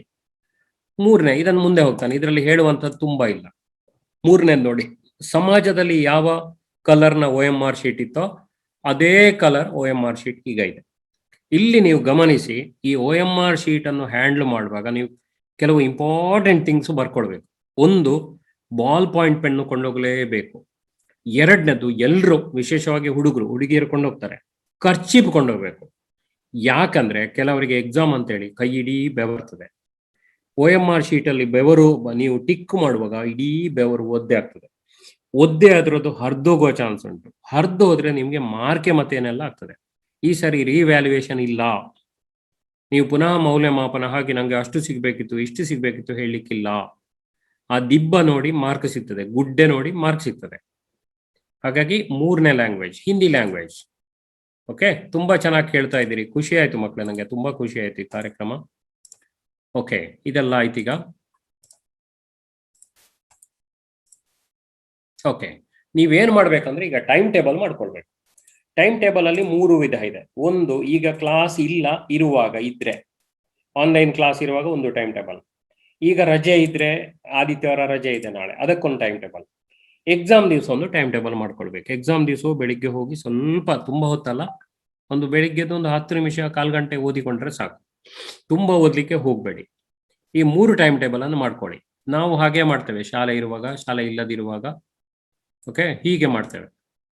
ಈಗ ಸ್ಟಡಿ ಡ್ಯೂರೇಷನ್ ಏನ್ ಮಾಡ್ಬೇಕಂದ್ರೆ, ನೀವು ಒಂದು ಸಬ್ಜೆಕ್ಟ್ ಗಣಿತವನ್ನು 30 ನಿಮಿಷ ಓದಬೇಕು. ಮತ್ತೆ ಪುನಃ ಏನು ಓದಿದ್ದೇನೆ, ಈಗ ದೊಡ್ಡ ದೊಡ್ಡ ಪ್ರಶ್ನೆ ಕಲಿಬೇಕು ಅಂತಿಲ್ಲ. ನೀವು ಪ್ರಮೇಯ ಕಲ್ತಿದ್ದೀರಾ, ಯಾರು ಕೇಳುವುದಿಲ್ಲ. ಆದ್ರೆ ಪ್ರಮೇಯದ ಸ್ಟೇಟ್ಮೆಂಟ್ ಕೇಳ್ಬೋದು, ಹೇಳಿಕೆ ಕೊಡ್ಬೋದು. ಓಕೆ, ಮತ್ತೆ ಅದನ್ನ ನೆನ್ಪು ಮಾಡಿ 15 ನಿಮಿಷ. ಮತ್ತೇನ್ ಮಾಡಿ ಅಂದ್ರೆ, ಈಗ ಕ್ವಶನ್ ಪೇಪರ್ ನಾನು ಬೇಕಿದ್ರೆ ಮತ್ತೆ ಕಳಿಸ್ತೇನೆ ನಿಮ್ಗೆ ಗ್ರೂಪಿಗೆ. ಕ್ವಶನ್ ಪೇಪರ್ ನೋಡಿ 20 ನಿಮಿಷ ಅಥವಾ 15 ನಿಮಿಷ. 15 ನಿಮಿಷದಲ್ಲಿ 15 ಕ್ವಶನ್ ಬರೀರಿ, ಒನ್ ಡೇ ಮ್ಯಾಚಿನಾಗ. ಆಮೇಲೆ ನಿಮಗೆ ಮಾರ್ಕ್ ಎಷ್ಟು ಅಂತ ನೋಡಿ. ಸ್ಟಡಿ ಟೈಮ್ ಹೇಗಿರ್ಬೇಕು ಅಂತ ನೋಡಿ. ನಿಮ್ಗೆ ಒಳ್ಳೆ ಉತ್ಸಾಹ ಇರುವ ಟೈಮ್ ಇದೆ. ಹೆಚ್ಚಾಗಿ ನಂಗೆ ಬೆಳಿಗ್ಗೆ, ನಿಮ್ಗೆ ರಾತ್ರಿ ಆದ್ರೆ ರಾತ್ರಿ. ಒಂದು 2 ರಿಂದ 3 ಗಂಟೆ ನೀವು ಓದಲೇಬೇಕು ಮಕ್ಕಳಿಗೆ. ನೆಕ್ಸ್ಟ್ 15 ಡೇಸ್ ಮಿನಿಮಮ್ 3 ಗಂಟೆ ಓದು. ಮಿನಿಮಮ್ ಅದು 3 ರಿಂದ 8 ಗಂಟೆ ಓದ್ಬೇಕು. ಇಷ್ಟು ಸ್ಟಡಿ ಮಾಡ್ಬೇಕು. ದೊಡ್ಡ ಪ್ರಶ್ನೆ ಇಲ್ಲ ನೋಡಿ ಓದ್ಲಿಕ್ಕೆ. ಟೆಕ್ಸ್ಟ್ ಅನ್ನು ಓದಬೇಕು. ಸರಿ ಕೇಳಿ, ಟೆಕ್ಸ್ಟಿನ ಮೂಲೆಯಲ್ಲಿರುವ ಪ್ರಶ್ನೆಗಳನ್ನು ಕೇಳ್ತಾರೆ. ಒಮ್ಮೆ ಗಣಿತ ಓದಿದ್ರೆ ಮತ್ತೆ ವಿಜ್ಞಾನ ಓದಿ, ಮತ್ತೆ ಸಮಾಜ ಓದಿ, ಮತ್ತೆ ಕನ್ನಡ ಓದಿ, ಮತ್ತೆ ಇಂಗ್ಲಿಷ್ ಓದಿ. ರಾತ್ರಿ ಎಲ್ಲ ಓದ್ಬೇಡಿ, ನಿದ್ದೆ ಬಿಟ್ಟು. ನೋಡಿ ಇಲ್ಲಿ ಈ ಟೈಮಲ್ಲಿ ಓದ್ಬೇಡಿ, ಆಯ್ತಾ? ಈಗ ಕಾನ್ಸಂಟ್ರೇಷನ್ ಲೆವೆಲ್ ತುಂಬಾ ಕಮ್ಮಿ ಇರ್ತದೆ, ಅದು ಓದಿಯೂ ಏನು ಪ್ರಯೋಜನ ಇಲ್ಲ. ಬೆಳಿಗ್ಗೆ ಅಷ್ಟು ಗಂಟೆಗೆಲ್ಲ ಎದ್ದು ಓದಬೇಡಿ. ರೈಟ್, ನಿಮಗೆ ಕಷ್ಟ ಯಾವ ಸಬ್ಜೆಕ್ಟ್ ಅದನ್ನು ಹೆಚ್ಚು ಓದಲಿಕ್ಕೆ ಪ್ರಯತ್ನ ಮಾಡ್ತೀರಿ ಅಂತ ನಂಬಿದ್ದೇನೆ ನಾನು. ಈಗ ನಾನು ಒಂದು ಹೆದರಿಕೆಯನ್ನು ಮೇಲೆ ತರುವುದು, ಹೊರಬರುವುದು ಹೇಗೆ? ಟೆನ್ಷನ್, ತುಂಬಾ ಜನರಿಗೆ ಟೆನ್ಷನ್ ಇದೆ. ಆ ಟೆನ್ಷನ್ ಅನ್ನು ಹೊರಗೆ ತರುವುದು ಹೇಗೆ, ಹೊರಗೆ ಬರುವುದು ಹೇಗೆ, ನಿಯಂತ್ರಿಸುವುದು ಹೇಗೆ ಅಂತ ಒಂದು 2 ನಿಮಿಷ ಹೇಳ್ತಾರೆ. ಸರಿ ಕೇಳ್ಕೊಳ್ಳಿ. ಇಷ್ಟೇ ವಿಷಯ. Tension is a common phobia. ಗೊತ್ತಿರ್ಲಿ ಸರಿಯಾಗಿ, ಅದು ಎಲ್ರಿಗಿರ್ತದೆ ಟೆನ್ಷನ್. ನನಗೂ ಇತ್ತು ಇವತ್ತು. ಒಂದು ಸ್ವಲ್ಪ ಹೊತ್ತಿರ್ತದೆ, ಒಂದು 2 ನಿಮಿಷ ಅಷ್ಟೇ. ಸರಿ ಗಮನಿಸಿ, ಅದು ಎಲ್ರಿಗಿರ್ತದೆ ಟೆನ್ಷನ್ ಇಲ್ಲದವರು ಯಾರಿಲ್ಲ. ಹಾಗಾಗಿ ನಿಮ್ಮ ಆರೋಗ್ಯ ಸರಿ ಇದೆ ಅಂತ ಅರ್ಥ. ಟೆನ್ಷನ್ ಆದ್ರೆ ನಿಮ್ಮ ಆರೋಗ್ಯ ಸರಿ ಇದೆ. ಎರಡನೇದು, ನಮ್ಗೆ ಒಂದು ಅಡ್ರಿನಾಲಿನ್ ಅಂತ ಒಂದು ಗ್ರಂಥಿ ಇದೆ ಹಿಂದೆ ಕಿಡ್ನಿಯ ಮೇಲೆ. ಅದು ನಮ್ಮನ್ನು ರೆಡಿ ಮಾಡ್ತದೆ, ಹೆದರಿಕೆ ಆಗುವಾಗ ರೆಡಿ ಮಾಡ್ತದೆ. ಅದು ಹೆಚ್ಚು ಬ್ಲಡ್ ಸರ್ಕ್ಯುಲೇಷನ್ ಮಾಡ್ತದೆ, ಮತ್ತೆ ನಮ್ಮ ಬೆವರ್ತದೆ, ನಮ್ಮ ನೀರಿನ ಪಸೆ ಆರಿಸ್ತದೆ, ನಮ್ಗೆ ಟೆನ್ಷನ್ ಮಾಡ್ತದೆ. ಯಾಕಂದ್ರೆ ಸರ್ಕ್ಯುಲೇಷನ್ ತುಂಬಾ ಆಗ್ಬೇಕು. ಸೊ ಅದು ಮಾಡುದು ಅಷ್ಟೇ, ವಿಷಯ ಬೇರೆ ಏನಿಲ್ಲ. ಆಗ್ಲೇ ಉಪಕುಲಪತಿಗಳು ಹೇಳಿದ್ರು ಟೆನ್ಷನ್ ಮೀರಿ ನಿಲ್ಲುವುದು ಹೇಗೆ ಅಂತ. ಸರಿ ಗಮನಿಸಿ, ಎಕ್ಸಾಮ್ ಕಷ್ಟ ಕೊಡುವುದಿಲ್ಲ ಅಂತ ಶಿಕ್ಷಣ ಸಚಿವರು ಹೇಳಿದ್ದಾರೆ. It is not difficult. ಹಾಗಂತ ಹೇಳಿ ನೀವು ಅಂಡರ್ ಎಸ್ಟಿಮೇಟ್ ಮಾಡಬೇಡಿ. ಕೆಲವೊಮ್ಮೆ ನೀರು ಕುಡಿತೇವೆ ನೋಡಿ, ಅದು ಗಂಟ್ಲಿಗೆ ಹೋಗ್ತದೆ, ಮೂಗು ಶ್ವಾಸಕೋಶಕ್ಕೆ ಹೋಗ್ತದೆ. ಚಪಾತಿ ತಿನ್ನುವಾಗ ಹೋಗುದಿಲ್ಲ, ಕಾಫಿ ಕುಡಿಯುವಾಗ ಹೋಗುದಿಲ್ಲ, ಟೀ ಕುಡಿಯುವಾಗ ಹೋಗುದಿಲ್ಲ. ಯಾಕೆ ಹೋಗುದಿಲ್ಲ? ಯಾಕಂದ್ರೆ ಅಲ್ಲಿ ನಾವು ಜಾಗ್ರತೆ ವಹಿಸ್ತೇವೆ. ಸೊ ಇದು ಈಸಿ ಅಂತ ಅಂಡರ್ ಎಸ್ಟಿಮೇಟ್ ಮಾಡಬೇಡಿ, ಸರಿ ತಯಾರು ಮಾಡಿ ನೋಡಿ. ಹಾಗಾಗಿ ಇದೆಲ್ಲ ಟೆನ್ಷನ್. ಮತ್ತೆ ಇದನ್ನು ನಿಯಂತ್ರಿಸುವುದು ಹೇಗೆ ಅಂತ ಹೇಳ್ಕೊಳ್ತಾನೆ. B positive. ಓಕೆ, ಪರೀಕ್ಷೆ ಬರೀತೇನೆ, ಈಸಿ ಇರ್ತದೆ, ಗ್ಯಾರಂಟಿ ಫೇಸ್ ಮಾಡ್ತೇನೆ, ನನಗೆ ದೇವರು ಒಳ್ಳೆ ಮೆದುಳು ಕೊಟ್ಟಿದ್ದಾರೆ, ನಾನು ಓದಿದ್ದೇನೆ ಅಂತ ತಿಳ್ಕೊಂಡು ಎಕ್ಸಾಮಿಗೆ ಹೋಗಿ, ನಿಮಗೆ ಟೆನ್ಷನ್ ಆಗೋದೇ ಇಲ್ಲ. ನಾನು ಹಾಗೆ ಇವತ್ತು ಖುಷಿಯಲ್ಲಿದ್ದೆ, ಯಾಕಂದ್ರೆ ನಾನು ಮೊನ್ನೆ ತಯಾರು ಮಾಡಿದ್ದೇನೆ. ಇದನ್ನು ಎಕ್ಸಾಮ್ ದಿವಸ ಏನ್ ಮಾಡಬೇಕು ಅಂತ ಬರ್ಕೊಳ್ಳಿ, ಅಥವಾ ವಿಡಿಯೋ ನೋಡಿ. ಮತ್ತೆ what you read exam day ದಿವಸ ಒಮ್ಮೆ ನೆನಪು ಮಾಡಿ, ಅಷ್ಟೇ, ಓದಬೇಡಿ. ಇನ್ನೊಂದು ಗಮನಿಸಿ, ನಿಮ್ಮ ಚೀಲವನ್ನು ಬೆಳಿಗ್ಗೆ ಬೇಗ ತುಂಬಿಸಿ. ಆ ಚೀಲದಲ್ಲಿ 3-4 ಪೆನ್ನು, ಸ್ವಲ್ಪ ದುಡ್ಡು, ನೀರಿನ ಬಾಟ್ಲು ಮತ್ತೆ ಬಿಸಿನೀರು. ಸರಿ ಕೇಳಿ, ಹಾಲಲ್ಲಿ ನಿಮಗೆ ಟೆನ್ಷನ್ ಕಮ್ಮಿ ಆಗ್ಬೇಕಾದ್ರೆ ನೀವು ಅರ್ಧ ಲೋಟ ನೀರು ಕುಡಿಬೇಕು. ಓಕೆ, ನೀರನ್ನು ಕೊಂಡೋಗಿ. ಇನ್ನು ನೀವು 8ವರೆಗೆ ಹೋಗ್ಬೇಕು ಮನೆಯಿಂದ. ನೀವು ಮನೆಗೆ ಬರುವಾಗ 2:30 ಆಗ್ತದೆ. ಇದ್ರೆ ನಿಮ್ಗೆ ತಿಂಡಿ ಏನಾದ್ರೂ ಇದ್ರೆ ಅಮ್ಮ ಇದ್ರೆ ತೆಕೊಂಡೋಗಿ, ಕಟ್ಟಿಕೊಂಡೋಗಿ, ಬುತ್ತಿ ಕಟ್ಟಿಕೊಂಡೋಗಿ. ನಾನು ಎಕ್ಸಾಮಿನ ಚೀಫ್ ಆಗ್ಲಿ, ನೀವು ನಂಬ್ತಿರ ಗೊತ್ತಿಲ್ಲ, ನಾನು 2 ಬುತ್ತಿ ಕೊಂಡೋಗ್ತೇನೆ. ಒಂದು ಬೆಳಿಗ್ಗೆ ಬೇಗ 7 ಗಂಟೆಗೆ ಹೋಗ್ತೇನೆ ಸೆಂಟ್ರಿಗೆ, 8-8:30ಗೆಲ್ಲ ಸೆಟ್ ಮಾಡ್ತೇನೆ. ಆಮೇಲೆ ಒಂದು 1/4 ಗಂಟೆ ಬೆಳಿಗ್ಗೆನ ಟಿಫಿನ್ ಮಾಡ್ತೇನೆ, ಆಯ್ತಾ. ಮತ್ತೆ ಇಡೀ ಎಕ್ಸಾಮ್ ಆಗಿ ಪ್ಯಾಕಿಂಗ್ ಆದ್ಮೇಲೆ ಊಟ ಮಾಡಿ ಮನೆಗೆ ಬರ್ತೇನೆ. ಸೊ ಇದನ್ನು ಅಂಡರ್ ಎಸ್ಟಿಮೇಟ್ ಮಾಡಬೇಡಿ. ಹಾಲ್ ಟಿಕೆಟ್ ಅನ್ನು ತುಂಬಿಸಿ. ಓಕೆ, ಹಾಲ್ ಟಿಕೆಟ್ ಅನ್ನು ಚೀಲದಲ್ಲೇ ತುಂಬಿಸಿ, ಪ್ಯಾಂಟ್ ಕಿಸೆಯಲ್ಲಿ ತುಂಬಿಸಬೇಡಿ. ಇದೆಲ್ಲ ಸಣ್ಣ ವಿಚಾರಗಳು, ಆದ್ರೆ these are very important things. ಎಲ್ಲವನ್ನು ನಿಮಗೆ ಬೇಕಾದಂತೆ ಕೊಳ್ಳಿ. ಸ್ವಲ್ಪ ಹಣ ಮತ್ತೆ ಡ್ರೆಸ್ ಎಲ್ಲಿ ಉಂಟು ಅಂತ ಹೊರಗಡೆ ತೆಗೆದಿಡಿ, ಹಿಂದಿನ ದಿವಸವೇ ತೆಗೆದಿಡಿ. ಮತ್ತೆ ಅದಕ್ಕೆ ಜೊಮೆಟ್ರಿಕಲ್ ಬಾಕ್ಸ್, ಬಾಲ್ ಪಾಯಿಂಟ್ ಪೆನ್ನುಗಳು, ಹಾಲ್ ಟಿಕೆಟ್ ಎಲ್ಲವೂ, ಆಯ್ತಾ. ಮಾಸ್ಕ್ ಮತ್ತೆ ವೆರಿ ಇಂಪಾರ್ಟೆಂಟ್, 1 ಅಥವಾ 2 ಮಾಸ್ಕ್, 2 ಮಾಸ್ಕ್ ಇಟ್ಕೊಂಡು ಹೋಗಿ. ಯಾಕಂದ್ರೆ 1 ಮಾಸ್ಕ್ ಬಿದ್ದೋಗ್ಬೋದು, ಮಾಸ್ಕ್ ಇಲ್ಲದೆ ಬಿಡುದಿಲ್ಲ, ಅಲ್ಲಿ ಕೊಡ್ತಾರೆ ಹಾಗಂತೇಳಿ ಪೂರ ನಂಬೇಡಿ. ನಿಮ್ಮದೇ ಮಾಸ್ಕ್ ಅಂತ ತಗೊಂಡೋಗಿ, ಬೇಕಾದ್ರೆ ಸ್ಯಾನಿಟೈಸರ್ ಕೊಂಡೋಗಿ. ಇದನ್ನೆಲ್ಲ ನೀವು ಗಮನಿಸಬೇಕು. ಮಿನಿಮೈಸ್ ಟಾಕಿಂಗ್, ಮಾತಾಡೋದು ಕಮ್ಮಿ ಮಾಡಿ, ಡಿಸ್ಕಷನ್ ಮಾಡೋದು ಕಮ್ಮಿ ಮಾಡಿ. ಸುಲಭದ ಪ್ರಶ್ನೆಗಳಿಗೆ ಉತ್ತರಿಸಿ. ನಾನು ಅದನ್ನು ಕ್ವಶನ್ ಪೇಪರ್ ಸಮೇತ ಹೇಳ್ಕೊಡ್ತೇನೆ. ಸುಲಭದ ಪ್ರಶ್ನೆಗಳಿಗೆ ಉತ್ತರಿಸಿ, ಮತ್ತೆ ಆನ್ಸರ್ ಎವರಿ ಕ್ವಶನ್, ಎಲ್ಲ ಪ್ರಶ್ನೆಗಳಿಗೆ ಉತ್ತರ ಬರೀರಿ, ಒಂದು ಬಿಡಬೇಡಿ. ಸೊ 29 ಚಾಟ್ ಪುನಃ ಬಂತು. ಓಕೆ, ಎಲ್ಲರೂ ಬರೆದಿದ್ದಾರೆ, ಥ್ಯಾಂಕ್ ಯು ಅಂತ. Very nice. ಸೊ ಗ್ರೇಟ್, ಚೆನ್ನಾಗಿ ಕೇಳಿದಿರಿ, ತುಂಬಾ ಚೆನ್ನಾಗಿ ಕೇಳಿದಿರಿ, ತುಂಬಾ ಚೆನ್ನಾಗಿ ಕೇಳಿದಿರಿ. ಒಮ್ಮೆ ಇನ್ನೇನಾದ್ರು ಡೌಟ್ ಇದ್ರೆ ಕೇಳಿ ಮತ್ತೆ. ಓಕೆ, ಆಗ್ಲಿಲ್ಲ ಇಲ್ಲಿಗೆ, ಒಂದೊಂದು 2 ವಿಷಯ ಹೇಳಿಕ್ಕಿದೆ ಅಷ್ಟೇ, ಅಷ್ಟು ಹೇಳಿ ನಿಲ್ಲಿಸ್ತೇನೆ ನಾನು.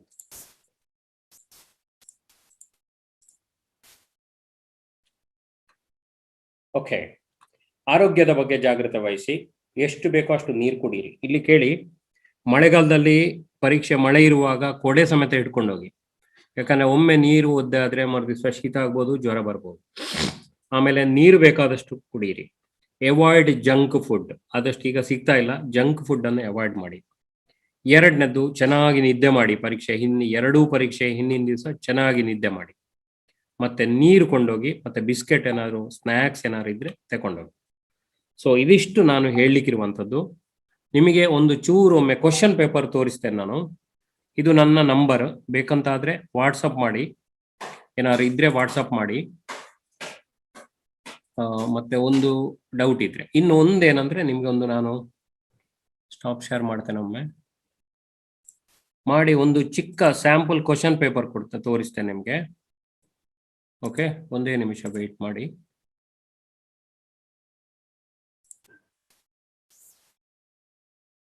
ಒಮ್ಮೆ ಕ್ವಶನ್ ಪೇಪರ್ ತೋರಿಸ್ತೇನೆ ಅದನ್ನು.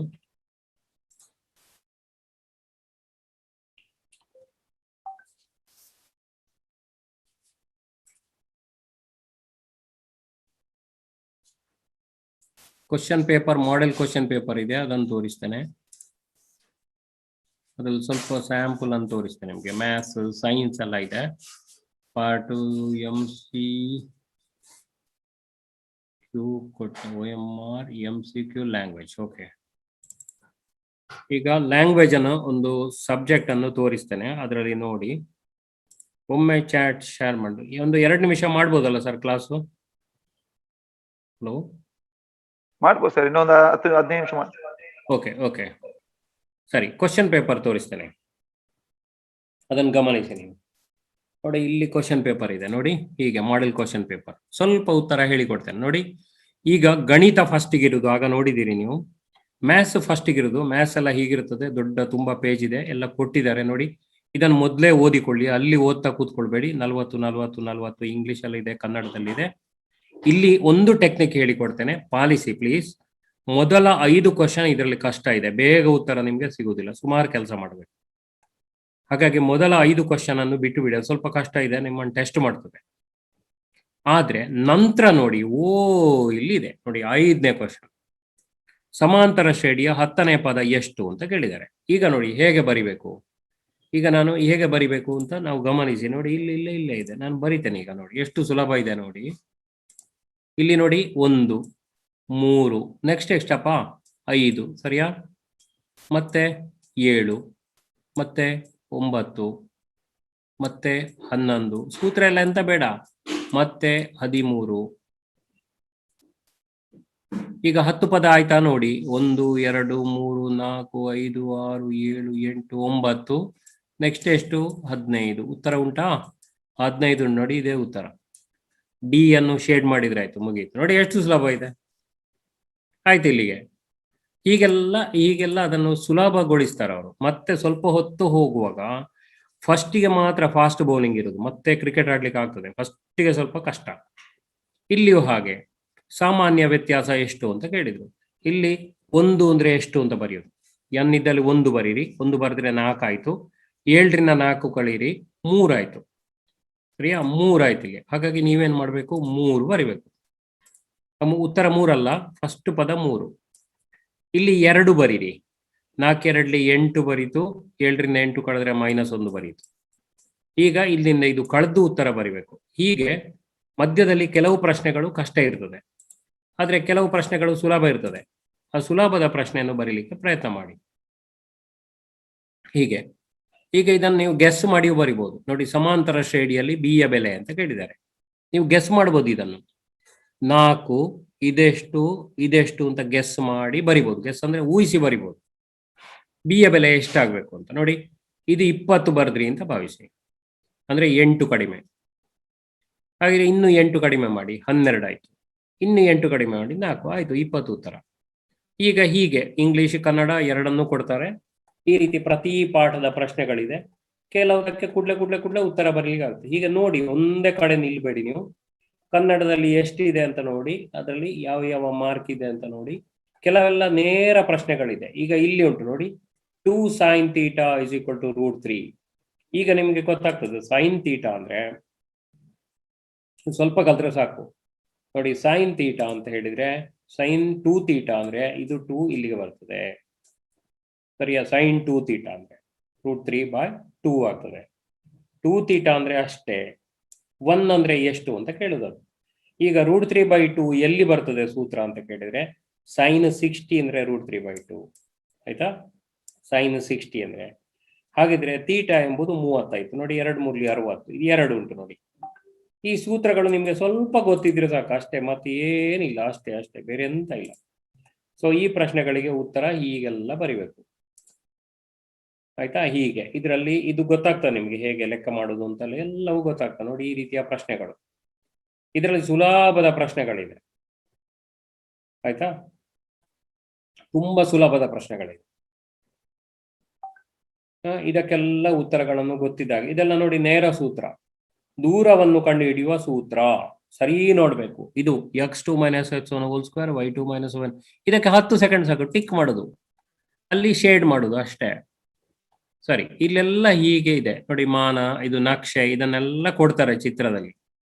ನೀವು ಹಾಗಾಗಿ ಇದಕ್ಕೆಲ್ಲ ಉತ್ತರ ಈ ರೀತಿ ಮ್ಯಾಥ್ಸ್ ಅಲ್ಲಿ ಬರೀಲಿಕ್ಕೆ ಪ್ರಯತ್ನ ಮಾಡಬೇಕು. ಸುಲಭ ಇದೆ ಪ್ರಶ್ನೆಗಳೆಲ್ಲ, ಸ್ವಲ್ಪ ಕಲ್ತ್ರೆ ಸಾಕಿದು. ಕುಡ್ಲೆ ಉತ್ತರ ಬರೀಲಿಕ್ಕೆ ಆಗ್ತದೆ. ಈಗ ಲಂಬಕೋನ ಹೇಗೆ ಅಂತ ಪೈಥಾಗೋರಸ್ ಪ್ರಮೇಯ ಸ್ವಲ್ಪ ಗೊತ್ತಿದ್ರೆ ಸಾಕು. ಇದು ಪೈಥಾಗೋರಸ್ ತ್ರಿವಳಿ, ಪೈಥಾಗೋರಿಯ ತ್ರಿವಳಿ. ಯಾವುದಲ್ಲ ಅಂತ ಕೇಳುದು. ಇದು ಹೌದು, ಇದು ಹೌದಾ ನೋಡ್ಬೇಕು. ಮೋಸ್ಟ್ಲಿ ಇದಲ್ಲ. ಸೊ ಸ್ವಲ್ಪ ನೋಡಿದ್ರೆ ಚೂರು ಗೊತ್ತಾದ್ರೆ 1 ನಿಮಿಷದಲ್ಲಿ ಆನ್ಸರ್ ಮಾಡ್ಲಿಕ್ಕೆ ಸಾಧ್ಯ ಇದೆ ನಿಮಗೆ. ಹಾಗೆ ಈಗ ನೋಡಿ, ಇಲ್ಲಿ ಒಂದು ಚಿತ್ರ ಮಾಡಬೇಕು. ತ್ರಿಜ್ಯಗಳ ನಡುವಿನ ಕೋನ 130 ಡಿಗ್ರಿ. ಹೇಗಾಗ್ತದೆ ಅದು? ಹೇಗೆ ಚಿತ್ರ ಮಾಡ್ಬೇಕು ನೋಡಿ, ಸುಲಭ ಇದೆ ಅದು ನೋಡಿ. ಈಗ ಒಂದು ವೃತ್ತ ಮಾಡಿದಿರಿ ನೀವು ಆಯ್ತಾ. ವೃತ್ತ ಮಾಡಿದ್ರು, ತ್ರಿಜ್ಯಗಳ ನಡುವಿನ ಕೋನ ಅಂತ ಇದೆ. ಈಗ ಹೇಗೆ ತ್ರಿಜ್ಯಗಳು ನೋಡಿ, ಇಲ್ಲಿ ತ್ರಿಜ್ಯಗಳ ನಡುವಿನ ಕೋನ, ಇದು ತ್ರಿಜ್ಯ ಇದು ತ್ರಿಜ್ಯ, ಎಷ್ಟಾಯ್ತು 130 ಡಿಗ್ರಿ. ಚಿತ್ರ ಮಾಡ್ಬೋದು ಅಲ್ಲೇ ಕ್ವಶನ್ ಪೇಪರ್ ಅಲ್ಲಿ, ಲಾಸ್ಟ್ ಪೇಜ್ ಅಲ್ಲೂ ಮಾಡ್ಬೋದು. 130. ಇಲ್ಲಿಂದ ಒಂದು ಹೀಗೆ ಸ್ಪರ್ಶಕ ಎಳಿತಾರೆ ಈ ರೀತಿ. ಈ ಕೋನ ಎಷ್ಟು ಅಂತ ಕೇಳುದು.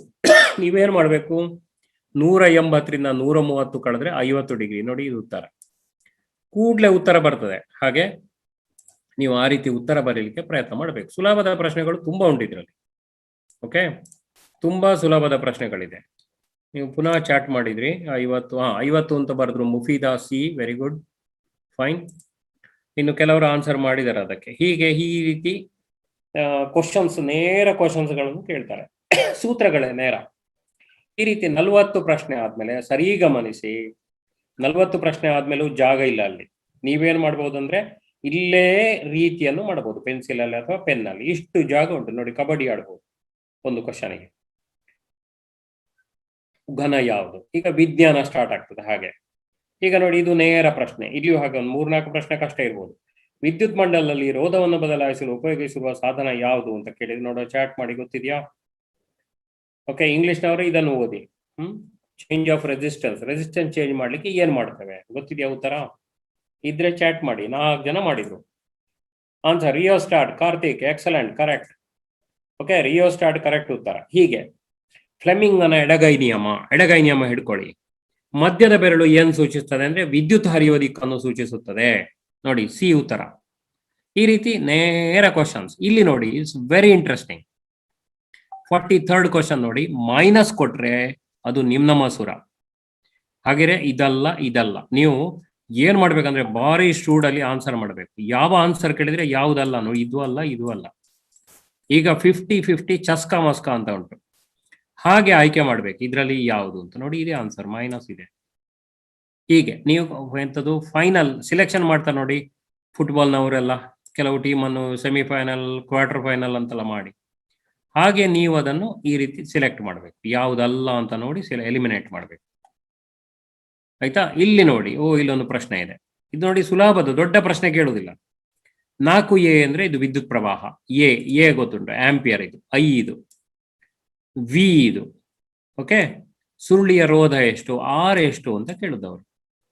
ಸೊ ನಿಮ್ಗೆ ಐ ಗೊತ್ತಿದೆ, ವಿ ಗೊತ್ತಿದೆ, ನಿಮ್ಗೆ ಗೊತ್ತಿದೆ ಓಮನ ನಿಯಮ, V = IR, Ohm's law. So ಅದನ್ನು ಮಾಡಿ ಆನ್ಸರ್ ಮಾಡೋದು. ಕೂಡಲೇ ಆನ್ಸರ್. ಹೀಗೆ ಪ್ರತಿಯೊಂದನ್ನು ಆನ್ಸರ್ ಮಾಡಲಿಕ್ಕೆ ನಿಮ್ಗೆ ಸಾಧ್ಯ ಇದೆ. ಸೊ ಟ್ರೈ ಮಾಡಿ, ಅಂಥದಕ್ಕೆಲ್ಲ ಆನ್ಸರ್ ಬರೀಲಿಕ್ಕೆ ಪ್ರಯತ್ನ ಮಾಡಿ. ಈ ರೀತಿ 80ರವರೆಗಿದೆ. ವ್ಯಾಟ್ ಅಂತ ಯಾವುದನ್ನು ಕರಿತೇವೆ ಕೇಳಿದ್ರೆ ಯಾವುದಕ್ಕೆ ಏಕಮಾನ? ಸಾಮರ್ಥ್ಯಕ್ಕೆ ಏಕಮಾನ. ಎಷ್ಟು ವ್ಯಾಟ್ ಬಲ್ಬು ನೋಡಿ. ಹೀಗೆ ದಿನನಿತ್ಯ ಬಳಸುವಂತ ವಿಜ್ಞಾನವನ್ನೇ ಅವರು ಕೇಳ್ತಾರೆ. ರೋಧಶೀಲತೆ ಯಾರ್ದು ಹೆಚ್ಚು, ವಿದ್ಯುತ್ ವಾಹಕ ಯಾವುದು, ಹೀಗೆಲ್ಲ ಕೇಳ್ತಾರೆ. So very interesting question. So you have 80 questions. 80 ಕ್ವಶನ್ಸ್ಗಳಿವೆ. ಆ 80 ದಾಟಿದ ಮೇಲೆ ಸಮಾಜ ಆರಂಭ ಆಗ್ತದೆ. ಓಕೆ, ಸಮಾಜ ಕ್ವಶನ್ ಆರಂಭ ಆಗ್ತದೆ. ಹಾಗೆ ಸಮಾಜ ಕ್ವಶನ್ ಅಲ್ಲಿಯೂ ಇಲ್ಲಿದೆ ನೋಡಿ, ಇಲ್ಲೆಲ್ಲ ಕಾಣ್ತದೆ ನಿಮ್ಗೆ ನಾನು ಕಳಿಸ್ತೇನೆ ಮತ್ತೆ, ಅಥವಾ ವೆಬ್ಸೈಟ್ ಅಲ್ಲಿದೆ. ತ್ಯಾಗಂ ಸರ್ ಕೊಟ್ಟರು, ನೋ ಪ್ರಾಬ್ಲಮ್. ಸೊ ಯೂನಿವರ್ಸಿಟಿಯಿಂದ ಕೊಟ್ಟರು. ಮತ್ತೆ ಪುನಃ ಸಮಾಜ ವಿಜ್ಞಾನ ಆಗ್ತದೆ. ಇದೇ ರೀತಿ ಪುನಃ ಒಪ್ಪಂದ, ಇಸ್ವಿ, ಆಯ್ತಾ, 4ನೇ ಮೈಸೂರು ಗವರ್ನರ್ ಜನರಲ್ ಯಾರು, ಹೀಗೆಲ್ಲ ನೆನಪು ಮಾಡುವಂತ ಕ್ವಶನ್ಸ್. ಬ್ಯಾಕ್ ಟು ವೇದಾಸ್ ಅಂದ್ರೆ ವೇದಗಳಿಗೆ ಹಿಂತಿರುಗಿ, ಯಾರು ಹೇಳಿದ್ದದನ್ನು, ಹೀಗೆಲ್ಲ ಕ್ವಶನ್ಸ್ಗಳು. ಅದೆಲ್ಲ ಟೆಕ್ಸ್ಟ್ ಅಲ್ಲಿ ಇದೆ ನೋಡಿ. ಹಾಗಾಗಿ ನೀವು ಬೇರೆ ಅಂತ ಟ್ಯೂಷನಿಗೆ, ಕೋಚಿಂಗಿಗೆ ಹೋಗೋದು ಬೇಡ. ನಮ್ಮ SLC ಬೋರ್ಡ್ನವರೇ 2 ಕ್ವಶನ್ ಪೇಪರ್ ಸೆಟ್ ಮಾಡಿದ್ದಾರೆ. ಒಂದೇ ನೀವು ಲಾಗಿನ್ ಆಗಿ, ಇಲ್ಲ ನೀವು ಪ್ರಿಂಟ್ ತೆಗೆದು ಮನೆಯಲ್ಲಿ ಕಲೀರಿ. ಅಷ್ಟು ಕಲ್ತ್ರೆ ನಿಮ್ಗೆ ಕರೆಕ್ಟ್ ಗೊತ್ತಾಗ್ತದೆ, ನಿಮ್ಗೆ ಐಡಿಯಾ ಸಿಗ್ತದೆ. ಸೊ ಇದನ್ನೆಲ್ಲ ನೋಡಿ, 120ರವರೆಗೆ ಹೀಗೆ ಕ್ವಶನ್ ಮುಂದುವರಿತದೆ. 120ರವರೆಗೆ ಮುಂದುವರಿತದೆ. ಆದ್ರೆ ಇಲ್ಲಿ ಕೊನೆಗೆ ಅವ್ರು ಏನ್ ಮಾಡಿದ್ದಾರೆ ಅಂದ್ರೆ ನೋಡಿ, ಕೊನೆಗೆ ಕಚ್ಚಾ ಕಾರ್ಯಕ್ಕಾಗಿ ಅಂತ ಇದೆ, ರಫ್ ವರ್ಕಿಗೆ ಅಂತ. ಕೊನೆ ನೀವು ತಿರುಗಿಸ್ತಾ ಇದ್ರೆ ತುಂಬಾ ಲೇಟ್ ಆಗ್ತದೆ. ಸೊ 1 ಪೇಜ್ ಕೊಟ್ಟಿದ್ದಾರೆ ಲಾಸ್ಟಿಗೆ. ಇಲ್ಲಿ 2ನೇ ಪೇಜ್ ಕೊಟ್ಟಿದ್ದಾರೆ, ಕಚ್ಚಾ ಕಾರ್ಯಕ್ಕಾಗಿ ರಫ್ ವರ್ಕ್ ಅಂತ 2 ಪೇಜ್ ಕೊಟ್ಟಿದ್ದಾರೆ. ನೀವು ಈಗ ರಫ್ ವರ್ಕಿಗೆ ಅಂತ ನೋಟ್ಸ್ ತಕೊಂಡು ಹೋಗ್ಬೋದಾ? ಹೋಗುವಾಗಿಲ್ಲ. ರಟ್ಟು ತಕೊಂಡು ಹೋಗ್ಬೋದಾ? ಹೋಗುವಾಗಿಲ್ಲ. ಓಕೆ, ಬೇರೆ ವರ್ಕಿಗೆ ಅಂತ ಹೇಳಿ ಶೀಟ್ ತಕೊಂಡು ಹೋಗ್ಬೋದಾ? You are not allowed. ಆಯ್ತಾ? ಇದಕ್ಕೆಲ್ಲ ಯಾವುದಕ್ಕೂ ಚಾನ್ಸ್ ಉಂಟು, ವೆರಿ ಸಾರಿ, ಅವಕಾಶ ಇಲ್ಲ. ಇದಿಷ್ಟು ನನಗೆ ಹೇಳಲಿಕ್ಕಿರುವಂತದ್ದು ಪ್ರಶ್ನೆಗಳು. ನಿಮ್ಗೆಲ್ಲ ಗೊತ್ತಿದ ಹಾಗೆ ನಿಮ್ಮ ಸಾಮಾನ್ಯ ದೈನಂದಿನ ಚಟುವಟಿಕೆಗಳು, ಹೆಚ್ಚಿನ ಮಕ್ಕಳು ಓದುವಂತದ್ದು ಖಾಲಿ 15 ನಿಮಿಷಕ್ಕಿಂತನೂ ಕಡಿಮೆ. ಒಂದ್ ದಿವಸದಲ್ಲಿ 15 ನಿಮಿಷಕ್ಕಿಂತನೂ ಕಡಿಮೆ. ಕೆಲವೊಂದು ಮಕ್ಕಳು 18% ಅಥವಾ 30 ನಿಮಿಷ ಓದ್ತಾರೆ.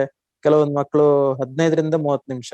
ಇನ್ ಕೆಲವು ಮಕ್ಕಳು ಖಾಲಿ 15 ನಿಮಿಷ. ಅಥವಾ 54% ವಿದ್ಯಾರ್ಥಿಗಳು ಈ ಒಂದು ಕೊರೋನಾ ಪರಿಸ್ಥಿತಿಯಲ್ಲಿ, ಯಾವಾಗ ಶಾಲೆಗಳು ನಡೀತಾ ಇರ್ಲಿಲ್ವೋ, ಆನ್ಲೈನ್ ಕ್ಲಾಸಸ್ಗಳು ಇರ್ಲಿಲ್ವೋ, ಆ ಒಂದು ಸಂದರ್ಭದಲ್ಲಿ ಮಕ್ಕಳು 15 ನಿಮಿಷಕ್ಕಿಂತನೂ ಕಡಿಮೆ ಅವಧಿಯಲ್ಲಿ 54% ವಿದ್ಯಾರ್ಥಿಗಳು ಓದಿಗೆ ಮೀಸಲಿಡ್ತಾ ಇದ್ರು ಅನ್ನುವಂಥದ್ದು ಒಂದು ಸಾಮಾನ್ಯವಾದಂತಹ ಒಂದು ಡೇಟಾ ಈ ಬಾರಿ ಸಿಕ್ಕಿದೆ. ಹಾಗಾಗಿ ಈ ಒಂದು ಪರಿಸ್ಥಿತಿಯಲ್ಲಿ ಮಕ್ಕಳಿಗೆ ಅಚಾನಕ್ಕಾಗಿ ಒಂದು ಪರೀಕ್ಷಾ ಯಾವ ರೀತಿಯ ಒಂದು ಪರೀಕ್ಷಾ ಆ, ಇದನ್ನ ಹಿಡ್ಕೊಂಡಿದ್ದಾರೆ ಅಂತ ಹೇಳಿದ್ರೆ ಸರ್ಕಾರ ಯಾವ ರೀತಿ ಮಾಡ್ತಾ ಇದೆ, ಅದು ಮಕ್ಕಳಿಗೂ ಸಹ ಸ್ವಲ್ಪ ಅರಗಿಸ್ಕೊಳ್ಳಿಕ್ಕೆ ಕಷ್ಟವಾದಂತಹ ವಿಷಯ. ಆದ್ರಿಂದ ಈ ಒಂದು 15-20 ದಿವಸಗಳಲ್ಲಿ ಅತ್ಯಂತ ಆ ಶ್ರಮಪಟ್ಟು ಓದಬೇಕಾದಂತಹ ಒಂದು ಪರಿಸ್ಥಿತಿ ಮಕ್ಕಳಿಗೆ ನಿರ್ಮಾಣವಾಗಿದೆ. ಹಾಗಾಗಿ ಈ ಒಂದು ಸಂದರ್ಭದಲ್ಲಿ ಮಕ್ಕಳು ತಮ್ಮ ಆರೋಗ್ಯವನ್ನ ಹೇಗೆ ಕಾಪಾಡಿಕೊಳ್ಬೇಕು ಅನ್ನುವಂಥದ್ದು ಕೂಡ ಸತೀಶ್ ಸರ್ ಹೇಳಿದ್ದಾರೆ. ನಾನು ಚುಟುಕಾಕಿ ಹೇಳೋದಾದ್ರೆ, ಈಗ ಒಳ್ಳೆಯ ಆಹಾರವನ್ನ ತಗೊಳ್ಬೇಕು, ಅದರಲ್ಲಿ ಯಾವುದೇ ಎಣ್ಣೆ ಅಂಶ ಇರುವಂತದ್ದು ಆಗ್ಲಿ ಅಥವಾ ಜೀರ್ಣ ಆಗದೇ ಇರುವಂತಹ ಆಹಾರವಾಗ್ಲಿ ಅದನ್ನೆಲ್ಲ ಸೇವಿಸಬಾರ್ದು ಮತ್ತು ಸಾಕಷ್ಟು ನೀರನ್ನ ಕುಡಿಬೇಕು. ಮತ್ತೆ ದೈಹಿಕ ವ್ಯಾಯಾಮ, ಇದರಲ್ಲಿ ದೈಹಿಕ ವ್ಯಾಯಾಮ ಅಂತ ಹೇಳಿದ್ರೆ ಕೇವಲ ಆಟ ಆಡುವಂತದ್ದಲ್ಲ. ಈಗ ಒಂದು 15 ದಿವಸದಲ್ಲಿ ನೀವು ಮಾಡ್ಬೇಕಾದದ್ದು ಆಟ ಆಡ್ಲಿಕ್ಕೆಲ್ಲ ಹೋಗ್ಬೇಕಾಗಿಲ್ಲ. ಯಾಕಂದ್ರೆ ಈಗ ಮಳೆಗಾಲದಲ್ಲಿ ಹೊರಗಡೆ ನೀವು ಆಟ ಆಡ್ಲಿಕ್ಕೆ ಹೋದ್ರೆ ಜ್ವರ ಬರುವಂತ ಸಂದರ್ಭ ಉಂಟು. ಹಾಗೆ ನೀವು ಮನೆಯಲ್ಲಿ ಏನ್ ಮಾಡಿ ಅಂತ ಹೇಳಿದ್ರೆ, ಎಲ್ರಿಗೂ ಸಹ ಪದ್ಮಾಸನ ಹಾಕ್ಲಿಕ್ಕೆ ಗೊತ್ತುಂಟು ಅಥವಾ ಕಾಲನ್ನ ಮಡಚಿ ಕೂತ್ಕೊಳ್ಳಿಕ್ಕೆ ಗೊತ್ತಿರ್ಬೋದು. ನೇರವಾಗಿ ಬೆನ್ನನ್ನ ನೇರವಾಗಿ ಇಟ್ಕೊಂಡು ಕೂತ್ಕೊಳ್ಳಿ.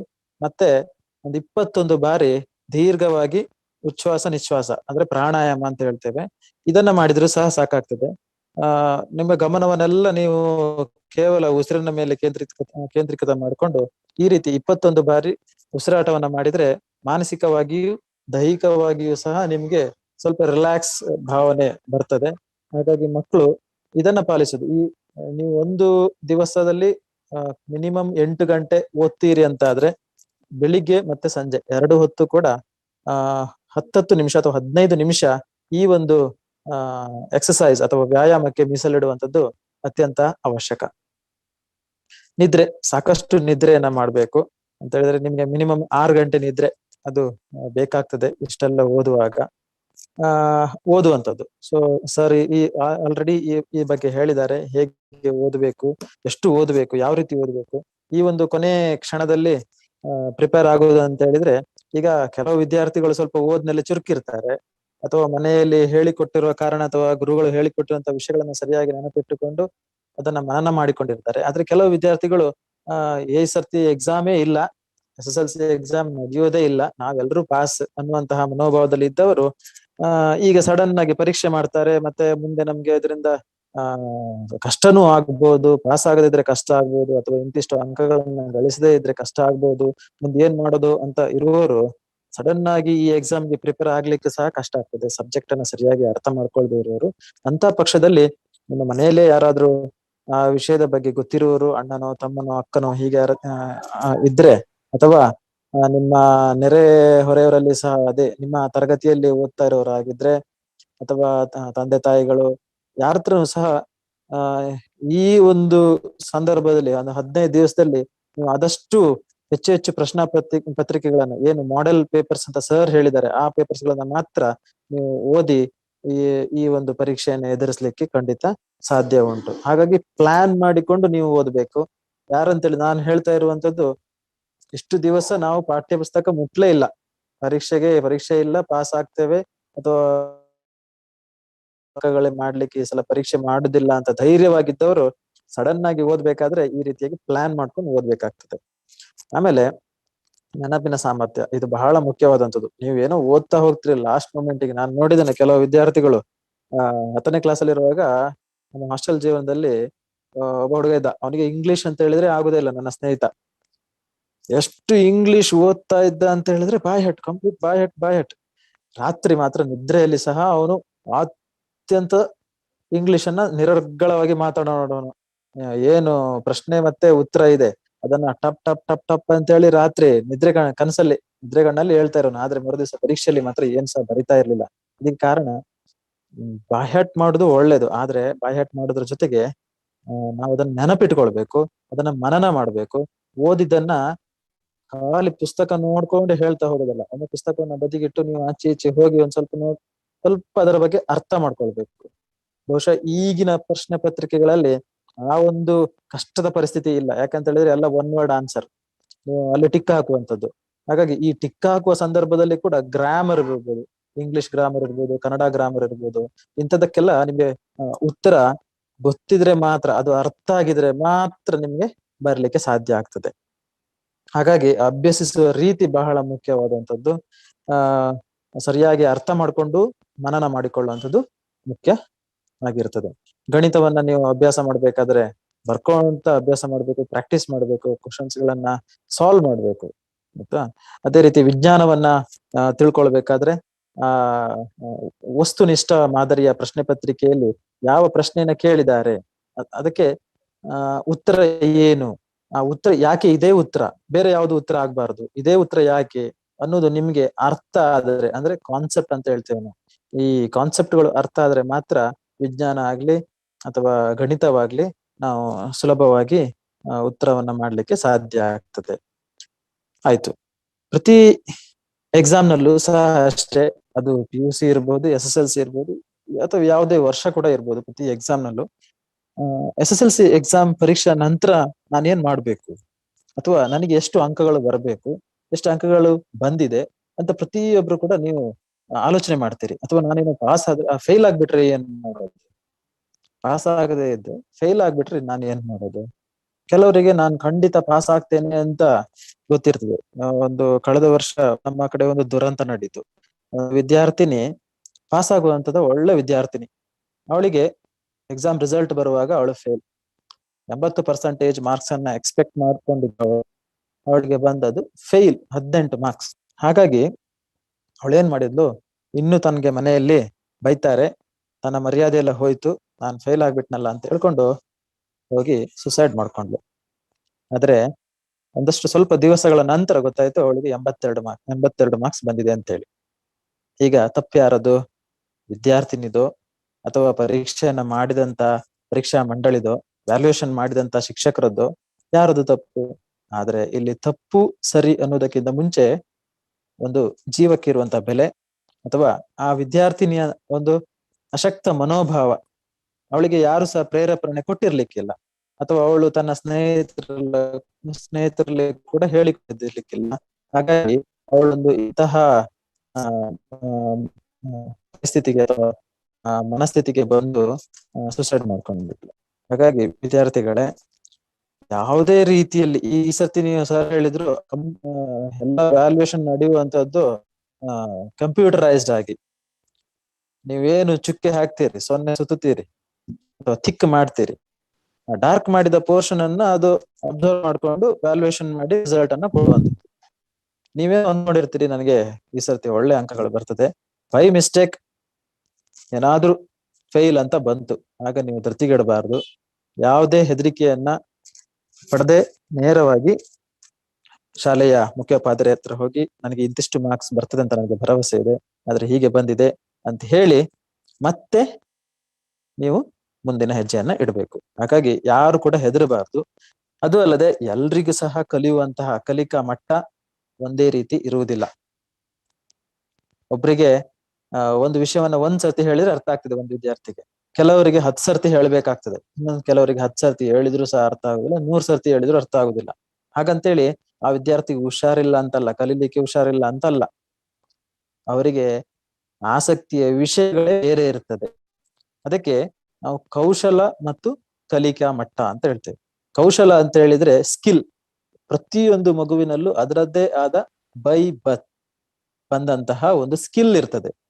ಆ ಕೌಶಲದಿಂದಾಗಿ ಅದನ್ನ ಐಡೆಂಟಿಫೈ ಮಾಡಿ ಅದನ್ನ ಬೆಳೆಸಿ ಪೋಷಿಸಿದ್ರೆ ಆ ಮಗುವಿಗೆ ಒಂದು ಉಜ್ವಲವಾದ ಭವಿಷ್ಯವನ್ನ ನಿರ್ಮಾಣ ಮಾಡಿಕೊಳ್ಳಲಿಕ್ಕೆ ಸಾಧ್ಯತೆ ಉಂಟು.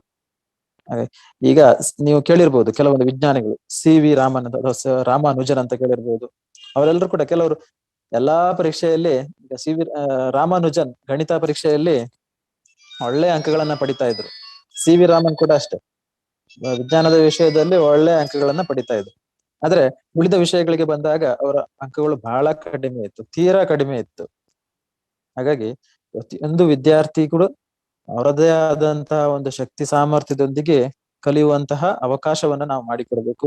ಅದು ಅಲ್ಲದೆ ಇನ್ನು ಮುಂದಿನ ಶಿಕ್ಷಣ ಏನು ಬದಲಾವಣೆಯ ಹಂತವನ್ನ ನಾವು ಈಗ ತಲುಪಿದ್ದೇವೆ. ಹೊಸ ಶಿಕ್ಷಣ ನೀತಿ ಏನು ಜಾರಿಯಾಗ್ತಾ ಉಂಟು, ಅದರಲ್ಲಿ ಕೌಶಲಕ್ಕೆ ಒತ್ತನ್ನ ಕೊಡಲಾಗಿದೆ.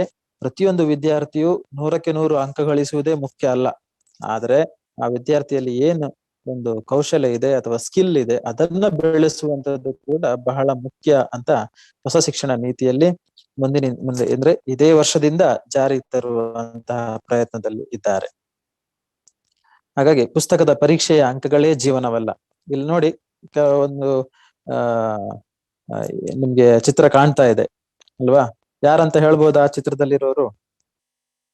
ಸುಮಾರು ಜನ ಇದ್ದಾರೆ, ಒಂದು 5 ಜನ ಇದ್ದಾರೆ.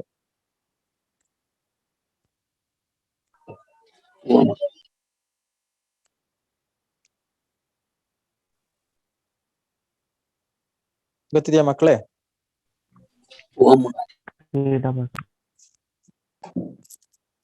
ಪೂವಮ್ಮ. ಕೇಳಿಸ್ಲಿಲ್ಲ, ಸರಿಯಾಗಿ ಕೇಳಿಸ್ಲಿಲ್ಲ. ಆಯ್ತು. ಸಪೋಸ್ ಕೆಲವು ವಿದ್ಯಾರ್ಥಿಗಳು ಆಟೋಟ ಚಟುವಟಿಕೆಗಳಲ್ಲಿ ಬಹಳ ಆಸಕ್ತಿಯನ್ನ ಹೊಂದಿರ್ತೀರಿ. ನಿಮ್ಗೆ ಉತ್ಸಾಹ ಇರ್ತದೆ, ನಿಮ್ಮ ದೈಹಿಕ ಸಾಮರ್ಥ್ಯ ಕೂಡ ಇರ್ತದೆ. ಅದೇ ರೀತಿ ಕೆಲವೊಂದು ವಿದ್ಯಾರ್ಥಿಗಳಿಗೆ ಚಿತ್ರ ಬಿಡಿಸುವುದರಲ್ಲಿ ಆಗಿರ್ಬೋದು, ಅಥವಾ ನಾವು ಕಲೆ ಅಂತ ಹೇಳ್ಬೋದು, ಸಾಹಿತ್ಯ ಅಂತ ಹೇಳ್ಬೋದು, ಕತೆ ಬರೆಯುವುದು, ಸಂಗೀತಗಳನ್ನ ಬರೆಯುವಂಥದ್ದು, ಅಥವಾ ಮ್ಯೂಸಿಕ್ ಇನ್ಸ್ಟ್ರೂಮೆಂಟ್ಗಳಲ್ಲಿ ಆಸಕ್ತಿ ಇರ್ತದೆ. ಇನ್ನು ಕೆಲವರಿಗೆ ಕರಾಟೆ, ಯೋಗ ಇಂಥದ್ರಲ್ಲಿ ಆಸಕ್ತಿ ಇರ್ತದೆ. ಹಾಗೆ ಪ್ರತಿಯೊಂದು ವಿದ್ಯಾರ್ಥಿಗೂ ಕೂಡ ಯಾವ್ದಾದ್ರು ಒಂದು ಕ್ಷೇತ್ರದಲ್ಲಿ, ಯಾವ್ದಾದ್ರು ಒಂದು ವಿಷಯದಲ್ಲಿ ಆಸಕ್ತಿ ಇರ್ತದೆ. ಆ ಆಸಕ್ತಿಯನ್ನ ಗುರುತಿಸಿ ಅದನ್ನ ಬೆಳೆಸ್ಕೊಂಡು ಹೋಗುವಂತದ್ದು ನಿಜವಾದ ಬದುಕಾಗ್ತದೆ. ಹಾಗಾಗಿ ಬದುಕು ಮತ್ತೆ ಶಿಕ್ಷಣ. ಬದುಕು ಅಂತ ಹೇಳಿದ್ರೆ ಇಲ್ಲಿ ಬರೀ 80% ಅಥವಾ 100% ಅಂಕಗಳಲ್ಲ. ಅದು ಬೇಕು. ಯಾರಿಗೆ ಬೇಕು? ಈಗ ಕೆಲವರಿಗೆ ನಾನು ಡಾಕ್ಟರ್ ಆಗ್ಬೇಕಂತ ಆಸೆ ಇರ್ತದೆ, ವಿಜ್ಞಾನಿ ಆಗ್ಬೇಕಂತ ಆಸೆ ಇರ್ತದೆ, ಅಥವಾ ಶಿಕ್ಷಕನಾಗ್ಬೇಕಂತ ಆಸೆ ಇರ್ತದೆ. ಅಂತಹ ಸಂದರ್ಭದಲ್ಲಿ ನೀವು ಉತ್ತಮ ಅಂಕಗಳನ್ನು ತೆಗೆಯುವುದು ಅನಿವಾರ್ಯ. ಅದು ತೆಗಿಬೇಕಾದ್ದು ಕೂಡ. ಹಾಗಾಗಿ ಅಂತ ಯಾವುದು ಆಸಕ್ತಿಯನ್ನ ನೀವು ಹೊಂದಿದ್ದೀರಿ ಅದಕ್ಕೆ ಅನುಗುಣವಾಗಿ ನಿಮ್ಮ ವಿಷಯಗಳನ್ನ ಅಭ್ಯಾಸ ಮಾಡಿಕೊಂಡು ಅದರಲ್ಲಿ ಉತ್ತಮ ಅಂಕಗಳನ್ನ ಪಡಿಬೇಕಾದ್ದು ಬಹಳ ಮುಖ್ಯ. ಈಗ ನಾನು ಕೆಲವೊಂದು ವ್ಯಕ್ತಿಗಳ ಜೀವನದ ಬಗ್ಗೆ ಹೇಳ್ತೇನೆ. ಇಲ್ಲಿ ನೀವು ಕಾಣ್ತಾ ಇದ್ದೀರಿ, ಇವರು PC ಮುಸ್ತಫಾ ಅಂತ, ಕೇರಳದವರು. ಇವರು ತಮ್ಮ ಹೈಸ್ಕೂಲ್ ಜೀವನದಲ್ಲೇ ಫೇಲ್ ಆಗಿ ಶಾಲೆಯನ್ನು ಬಿಟ್ರು. ಮುಂದೆ ಇವ್ರು ಮಾಡಿದಂತ ಬಿಸ್ನೆಸ್ ಈ ಅಡಿಗೆ ಕೆಲಸ ಅಂತೇಳಿ ಫುಡ್ ಡೆಲಿವರಿ. ಇವಾಗ ಇವರ ಬಿಸ್ನೆಸ್ ನ ಒಟ್ಟಾರೆ ಮೌಲ್ಯ ಎಷ್ಟು ಗೊತ್ತುಂಟ ಮಕ್ಕಳೇ? 50 ಕೋಟಿಗಿಂತನೂ ಜಾಸ್ತಿ. ಟರ್ನ್ ಓವರ್ ಅಂತ ಹೇಳ್ತೇವೆ ನಾವು. 50 ಕೋಟಿಗಿಂತನೂ ಜಾಸ್ತಿ ಬಿಸ್ನೆಸ್ ಅನ್ನ ಇವರು ಮಾಡ್ತಾ ಇದ್ದಾರೆ. ಇವರು ಹೈಸ್ಕೂಲ್ ಜೀವನದಲ್ಲಿ ತಮ್ಮ ಕ್ಲಾಸ್ ಅನ್ನ ಅಥವಾ ಶಿಕ್ಷಣವನ್ನ ನಿಲ್ಲಿಸಿದವರು. ಹಾಗೆ ಇನ್ನೋರ್ವ ಬಿಸ್ವಾ ಕಲ್ಯಾಣ್ ರಥ್ ಅಂತ ಹೇಳಿ, ಇವರು ಉತ್ತಮ ಹಾಸ್ಯ ನಟ. ಕೆಲವರಿಗೆಲ್ಲ ಹಾಸ್ಯ ಪ್ರಜ್ಞೆ ಇರ್ತದೆ, ಒಳ್ಳೆ ಹಾಸ್ಯ ಪ್ರಜ್ಞೆ, ಅಥವಾ ನಾಟಕದಲ್ಲಿ ಸ್ಕಿಟ್ ಮಾಡೋದ್ರಲ್ಲಿ ಆಸಕ್ತಿ ಇರ್ತದೆ. ಸೊ ಹಾಸ್ಯ ಪ್ರಜ್ಞೆ ಎಲ್ರಿಗೂ ಸಹ ಬರೋದಿಲ್ಲ, ಎಲ್ರಿಗೂ ಸಹ ಹಾಸ್ಯ ಮಾಡ್ಲಿಕ್ಕೆ ಅಥವಾ ಜೋಕ್ ಮಾಡ್ಲಿಕ್ಕೆ ಆಗುದಿಲ್ಲ ಅಲ್ವಾ? ಕೆಲವರು ಮಾತಾಡಿದ್ರೆ ಹಾಸ್ಯ, ಕೆಲವರು ಮಾತಾಡಿದ್ರೆ ಅದು ಹಾಸ್ಯ ಆಗುದಿಲ್ಲ. ಹಾಗಾಗಿ ಇವರು ಬಿಸ್ವಾ ಕಲ್ಯಾಣ್ ರಥ್ ಅಂತ ನೀವು ಗೂಗಲ್ ಮಾಡಿ ನೋಡಿ. ಇವರು ಕೂಡ ಇವಾಗ ಭಾರತದಲ್ಲಿ ಒಬ್ಬ ಅತ್ಯುತ್ತಮ ಒನ್ ಮ್ಯಾನ್ ಶೋಗಳಂತೆಲ್ಲ ನೀವು ಕಾಣ್ತೀರಿ, ಇಂತಹ ಒಬ್ಬ ಆರ್ಟಿಸ್ಟ್. ಆಮೇಲೆ ಇಲ್ಲಿ ಕಲ್ಪನಾ ಸರೋಜ್ ಅಂತ, ಇವರು ಮಹಾರಾಷ್ಟ್ರದವರು. ಇವರಿಗೆ 13ನೇ ವರ್ಷದಲ್ಲಿ ಶಾಲೆಗೆ ಬಿಡಿಸಿ ಮದುವೆ ಮಾಡಿಸಿಕೊಡ್ಲಾಯ್ತು. 13ನೇ ವರ್ಷಕ್ಕೆ ಶಾಲೆ ಬಿಡಿಸಿ, ಮಧ್ಯದಲ್ಲಿದ್ದಾರಲ್ಲ ಒಬ್ರು ಲೇಡಿ, ಅವರು 13ನೇ ವರ್ಷಕ್ಕೆ ಶಾಲೆ ಬಿಡಿಸಿ ಮದುವೆ ಮಾಡ್ಕೊಡ್ಲಾಯ್ತು. ಆಮೇಲೆ 16-17ನೇ ವರ್ಷಕ್ಕೆ ಅವರ ಜೀವನದಲ್ಲಿ ಮತ್ತೊಂದು ಟರ್ನಿಂಗ್ ಪಾಯಿಂಟ್. ಹಾಗೆ ಅಲ್ಲಿ ಕೌಟುಂಬಿಕ ಕಲಹಗಳೆಲ್ಲ ಆಗ್ತದೆ, ಅವರಿಗೆ ಸಮಸ್ಯೆಗಳಾಗ್ತದೆ. ಆದ್ರೆ ಅವ್ರು ಏನ್ ಮಾಡ್ತಾರೆ ಅಂತ ಹೇಳಿದ್ರೆ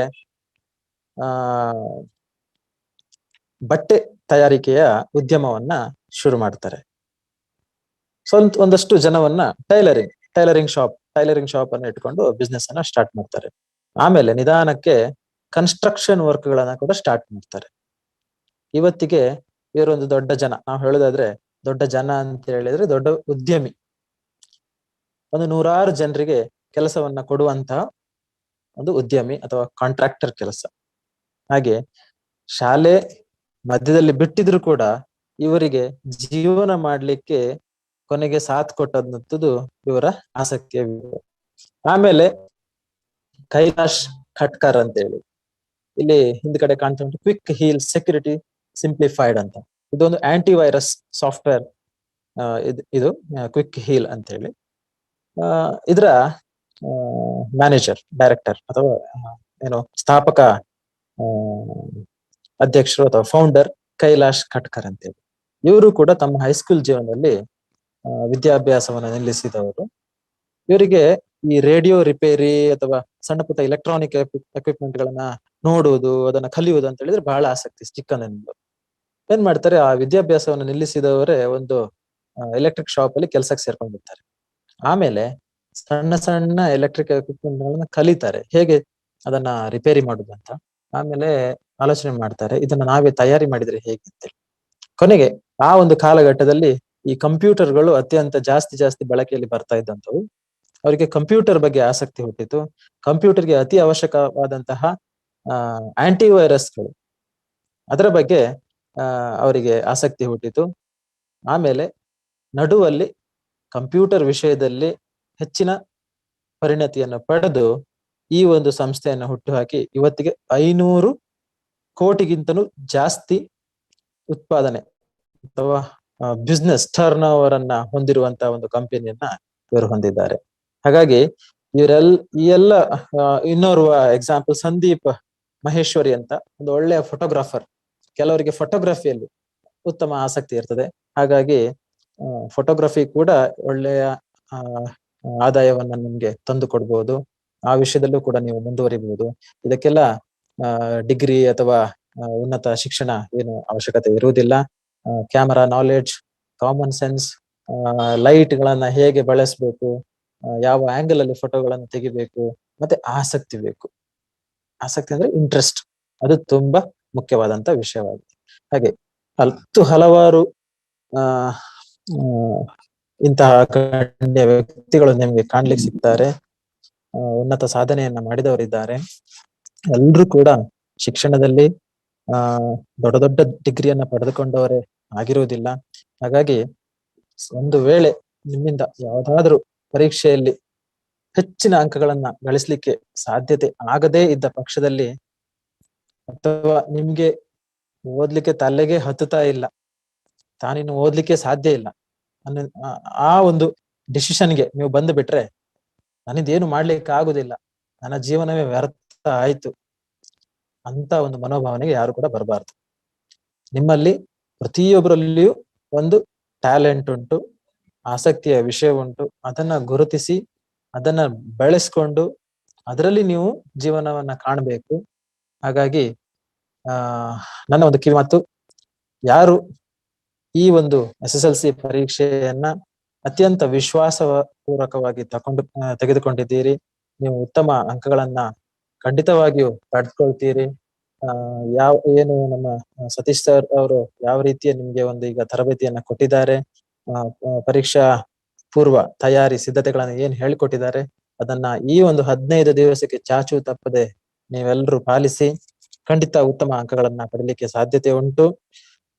ಹಾಗೆ ನಿಮ್ಮ ಆಸಕ್ತಿಯ ವಿಷಯಗಳನ್ನ ಕೂಡ ಗುರುತಿಸಿ ನಿಮ್ಮದೇ ಆದಂತಹ ಆಲೋಚನೆಗಳನ್ನ, ನಿಮ್ಮದೇ ಆದಂತಹ ಉಪಾಯಗಳನ್ನ ಅಥವಾ ಐಡಿಯಾ, ಟೆಕ್ನಿಕ್ಸ್ ಅಂತದನ್ನ ನೀವು ಬೆಳೆಸ್ಕೊಂಡು ನಿಮ್ಮನ್ನ ನೀವು ಸಮಾಜದಲ್ಲಿ ಗುರುತಿಸಿಕೊಳ್ಳಿ ಕೂಡ ಸಾಧ್ಯತೆ ಉಂಟು ಅಂತ ಹೇಳಲಿಕ್ಕೆ ಇಷ್ಟಪಡ್ತೇನೆ. ಹಾಗಾಗಿ ನೀವೇನಾಗ್ತೀರಿ, ಮುಂದೆ ನೀವೇನಾಗ್ತೀರಿ ಅನ್ನುವುದು ನಿಮ್ಮ ಆಲೋಚನೆ ಮೇಲೆ, ನಿಮ್ಮ ಆಸಕ್ತಿಯ ವಿಷಯದ ಮೇಲೆ ಅವಲಂಬಿತವಾಗಿದೆ. ಇಷ್ಟೊತ್ತು ನನಗೆ ಮಾತನಾಡಲಿಕ್ಕೆ ಅವಕಾಶ ಮಾಡಿಕೊಟ್ಟಂತಹ ಮಂಗಳೂರು ವಿಶ್ವವಿದ್ಯಾನಿಲಯದ ಎಲ್ಲ ಅಧಿಕಾರಿ ವರ್ಗದವರಿಗೂ ಮತ್ತು ಈ ಕಾರ್ಯಕ್ರಮದಲ್ಲಿ ಭಾಗವಹಿಸಿದಂತಹ ಎಲ್ಲ ಶಾಲಾ ಅಧ್ಯಾಪಕರುಗಳಿಗೂ ಮತ್ತು ಮುದ್ದು ಮಕ್ಕಳಿಗೂ ಕೂಡ ನನ್ನ ಧನ್ಯವಾದವನ್ನು ಹೇಳಲಿಕ್ಕೆ ಇಷ್ಟಪಡ್ತೀನಿ. Thank you sir. ವಿದ್ಯಾರ್ಥಿಗಳೇ, ತಮ್ಮದು ಯಾವ್ದಾದ್ರು ಪ್ರಶ್ನೆ ಇದ್ರೆ ಡಾಕ್ಟರ್ ವಿಶ್ವನಾಥ್ ಅವರೊಟ್ಟಿಗೆ ತಾವು ಕೇಳ್ಬೋದು, ಅವಕಾಶ ಇದೆ. Hello sir. ಹೇಳಿ ಸರ್. ನಾವು ಎಕ್ಸಾಮ್ ಹೋಗಿ ಉಂಟಲ್ಲ, ಎಕ್ಸಾಮ್ ಬರೆಯುವಾಗ ನಮ್ಮ ಕೈ ಬೆರಳೆಲ್ಲ ಫುಲ್ ಬೆವರ್ತ ಸರ್, ಅಂಗೈಯಲ್ಲಿ ಇರುವುದು. ಅದು ಅದಂತ ಹೇಳಿದ್ರೆ, ನೀವೀಗ ಹೆದರಿಕೆಯಿಂದ ಹಾಗೆ ಆಗ್ತಾ ಉಂಟಾ ಅಥವಾ ಯಾವತ್ತು ನಿಮ್ಗೆ ಹಾಗೆ ಆಗ್ತದ? ಯಾವತ್ತಂತಲ್ಲ, ಹಾಗೆ ನಾವು ಹೋಗಿ ಬರೆಯುವಾಗ ಒಂದು ಟೈಮ್ ಅಲ್ಲಿ ಅದು ಹಾಗೆ ಆಗ್ತದೆ ಸರ್. ಕರೆಕ್ಟ್. ಅಂತ ಹೇಳಿದ್ರೆ ಇದು ನಿಮ್ಗೆ ಬರುವಂತದ್ದು ಸ್ಟ್ರೆಸ್ ಇಂದಾಗಿ. ಅಂತ ಹೇಳಿದ್ರೆ ನೀವು ಏನು ಟೆನ್ಷನ್ ಮಾಡ್ಕೊಂಡ್ಬಿಟ್ಟಿರಿ ಅಲ್ವಾ, ಪರೀಕ್ಷೆಗೆ ಹೋದಾಗ ಆ ಹಾಲಿಗೆ ಹೋದಾಗ ಏನಾದ್ರು ಅನ್ನುವ ಭಯದಲ್ಲಿ ನಿಮ್ಗೆ ಹಾಗೆ ಆಗಿರುವಂತದ್ದು. ಈ ಸ್ಟ್ರೆಸ್ ಅನ್ನ ನೀವು ಕಡಿಮೆ ಮಾಡ್ಕೊಳ್ಬೇಕಾದ್ರೆ ಕೆಲವೊಂದು ನಿಯಮಗಳನ್ನ ಪಾಲಿಸ್ಬೇಕು. ಎಕ್ಸಾಮ್ ಹಾಲ್ಗೆ ಹೋಗುವ ಮುಂಚೆ ಕೆಲವೊಂದು ನಿಯಮಗಳನ್ನ ನೀವು ಪಾಲಿಸ್ಬೇಕು ಅಂತ ಹೇಳೋದಾದ್ರೆ, ಸರಿಯಾಗಿ ಆಹಾರವನ್ನ ತೆಗೆದುಕೊಂಡಿರ್ಬೇಕು, ಮುಂಚಿನ ರಾತ್ರಿ ಸರಿಯಾಗಿ ನಿದ್ರೆಯನ್ನ ಮಾಡ್ಕೊಂಡಿರ್ಬೇಕು. ಮತ್ತೆ ಕೆಲವು ವಿದ್ಯಾರ್ಥಿಗಳಿಗೆ ಸರ್ ಹೇಳಿದಾಗೆ ಎಲ್ಲಾ ಹೊತ್ತಿನಲ್ಲಿ ಓದ್ಲಿಕ್ಕೆ ಆಗುದಿಲ್ಲ. ನನಗೆ ಸಹ ಹಾಗೆ, ನಾನು ಹೈಸ್ಕೂಲ್ ಜೀವನದಲ್ಲಿ ಇರ್ಬೇಕಾದ್ರೆ 4 ಗಂಟೆಗೆ ನನ್ನನ್ನು ಎಬ್ಬಿಸ್ತಾ ಇದ್ರು. 4 ಗಂಟೆಯಿಂದ ಎದ್ದು ಓದ್ಲಿಕ್ಕೆ ಬಹಳ ಹಿಂಸೆ ಆಗ್ತಿತ್ತು. ನಾನೇನ್ ಮಾಡ್ತಾ ಇದ್ದೆ, ನಾನು ಯಾವತ್ತು ಬೆಳಿಗ್ಗೆ ಓದಿದವನೇ ಅಲ್ಲ. 4 ಗಂಟೆಗೆ ಎದ್ದವನು ಎಲ್ಲರ ಕಣ್ ತಪ್ಪಿಸಿ ಹೋಗಿ 7 ಗಂಟೆ ತನಕ ಬೇರೆ ಕಡೆ ಮಲಗಿ ಆಮೇಲೆ ಎದ್ದು ಓದ್ತಾ ಇದ್ದೆ. ಆ 7 ರಿಂದ 9 ಗಂಟೆ ನಾನು ಏನ್ ಓದ್ತಾ ಇದ್ನೋ ಬಹುಶಃ ಇಡೀ ದಿವಸ ನನಗೆ ಓದ್ಲಿಕ್ಕೆ ಆಗ್ತಿರ್ಲಿಲ್ಲ, ಅಷ್ಟು ಓದ್ತಾ ಇದ್ದೆ. ಹಾಗೆ ಕೆಲವೊಂದು ವಿದ್ಯಾರ್ಥಿಗಳು, ನೀವು ನಿಮ್ಮ ಕಲಿಕೆಯ ಅವಧಿ, ನೀವು ಬೆಳಿಗ್ಗೆ ಜಾಸ್ತಿ ಓದ್ತಿರೋ, ಸಂಜೆ ಜಾಸ್ತಿ ಓದ್ತಿರೋ ಅಥವಾ ಮಧ್ಯಾಹ್ನ ಜಾಸ್ತಿ ಓದ್ತಿರೋ, ಅದನ್ನ ನೀವೇ ಗುರುತಿಸ್ಕೊಳ್ಬೇಕು. ಅದಕ್ಕೆ ತಕ್ಕ ಹಾಗೆ ನೀವು ನಿಮ್ಮ ದೈನಂದಿನ ಚಟುವಟಿಕೆಗಳನ್ನ ಮಾಡ್ಕೊಂಡು ಬಂದಿರ್ಬೇಕು.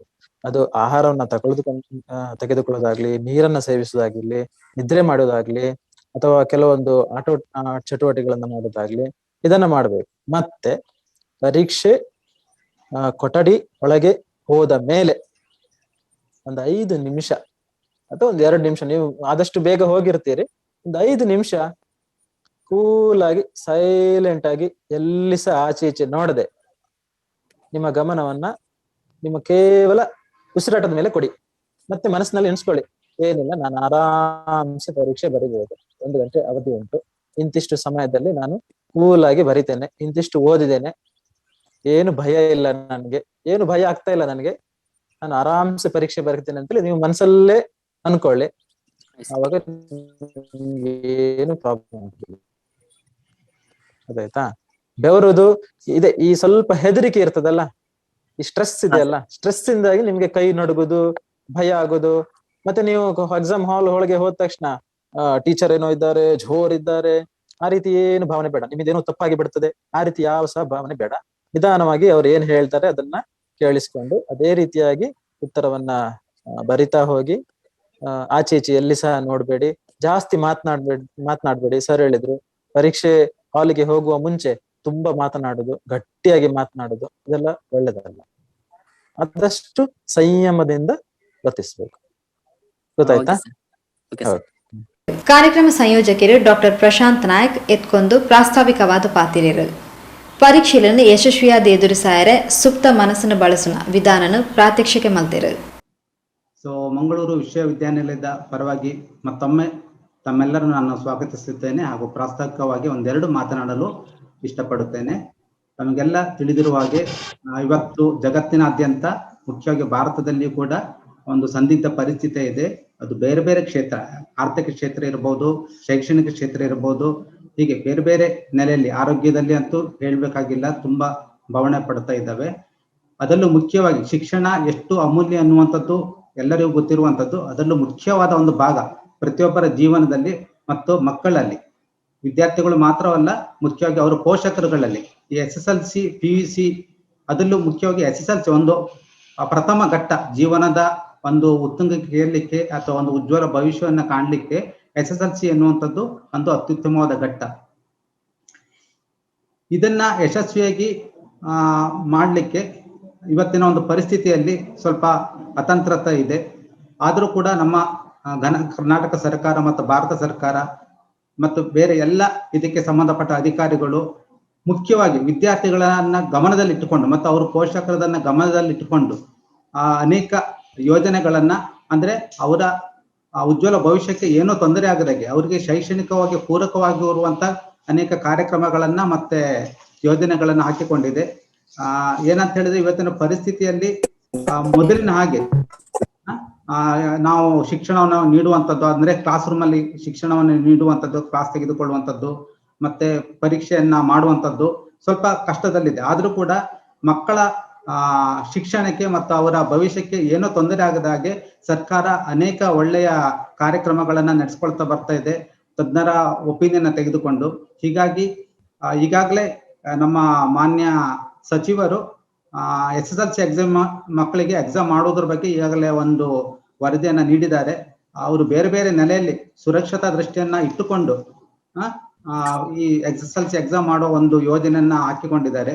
ಈ ಹಿನ್ನೆಲೆಯಲ್ಲಿ ನಾವು ಮುಖ್ಯವಾಗಿ ವಿದ್ಯಾರ್ಥಿಗಳಿಗೆ ಮತ್ತು ಅವರ ಪೋಷಕರುಗಳಿಗೆ ಒಂದು ಮಾನಸಿಕ ಸ್ಥೈರ್ಯ ನೀಡುವಂಥದ್ದು ಹಾಗೂ ವಿದ್ಯಾರ್ಥಿಗಳು, ಯಾಕಂದ್ರೆ ಮೊದಲನೇ ಸಂದರ್ಭ ಬೇರೆ, ಈಗಿನ ಸಂದರ್ಭವೇ ಬೇರೆ.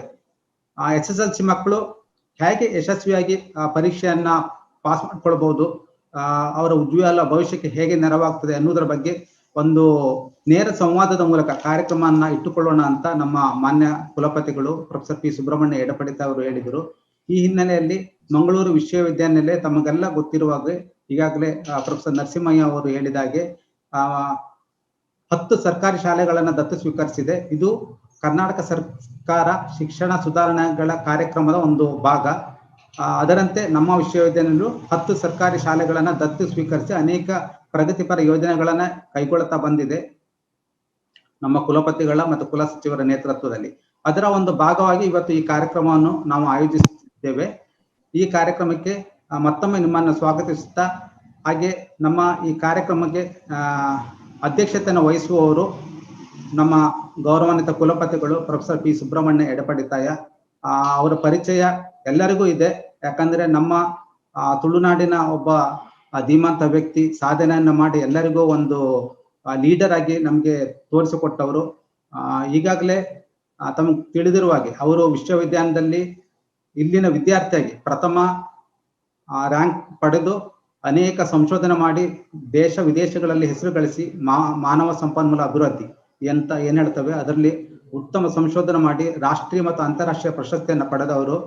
ಅವರು ನಮ್ಮ ಕುಲಪತಿಗಳಾಗಿ 2 ವರ್ಷದಿಂದ ನಿರಂತರವಾಗಿ ಹಗಲು ರಾತ್ರಿ ದುಡಿಯುತ್ತಿದ್ದಾರೆ. ಅನೇಕ ಒಳ್ಳೆ ಯೋಜನೆಗಳನ್ನ ಹಾಕಿಕೊಂಡಿದ್ದಾರೆ.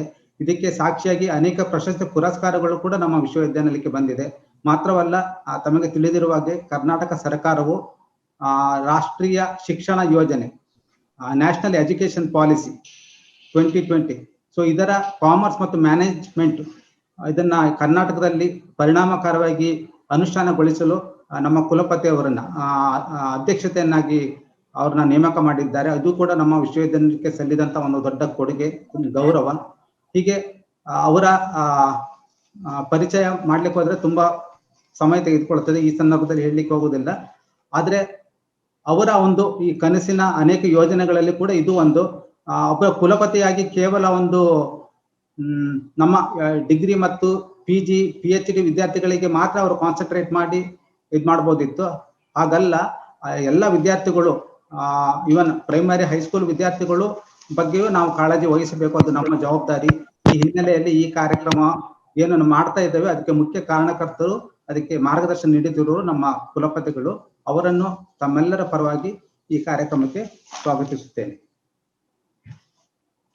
ಹಾಗೆ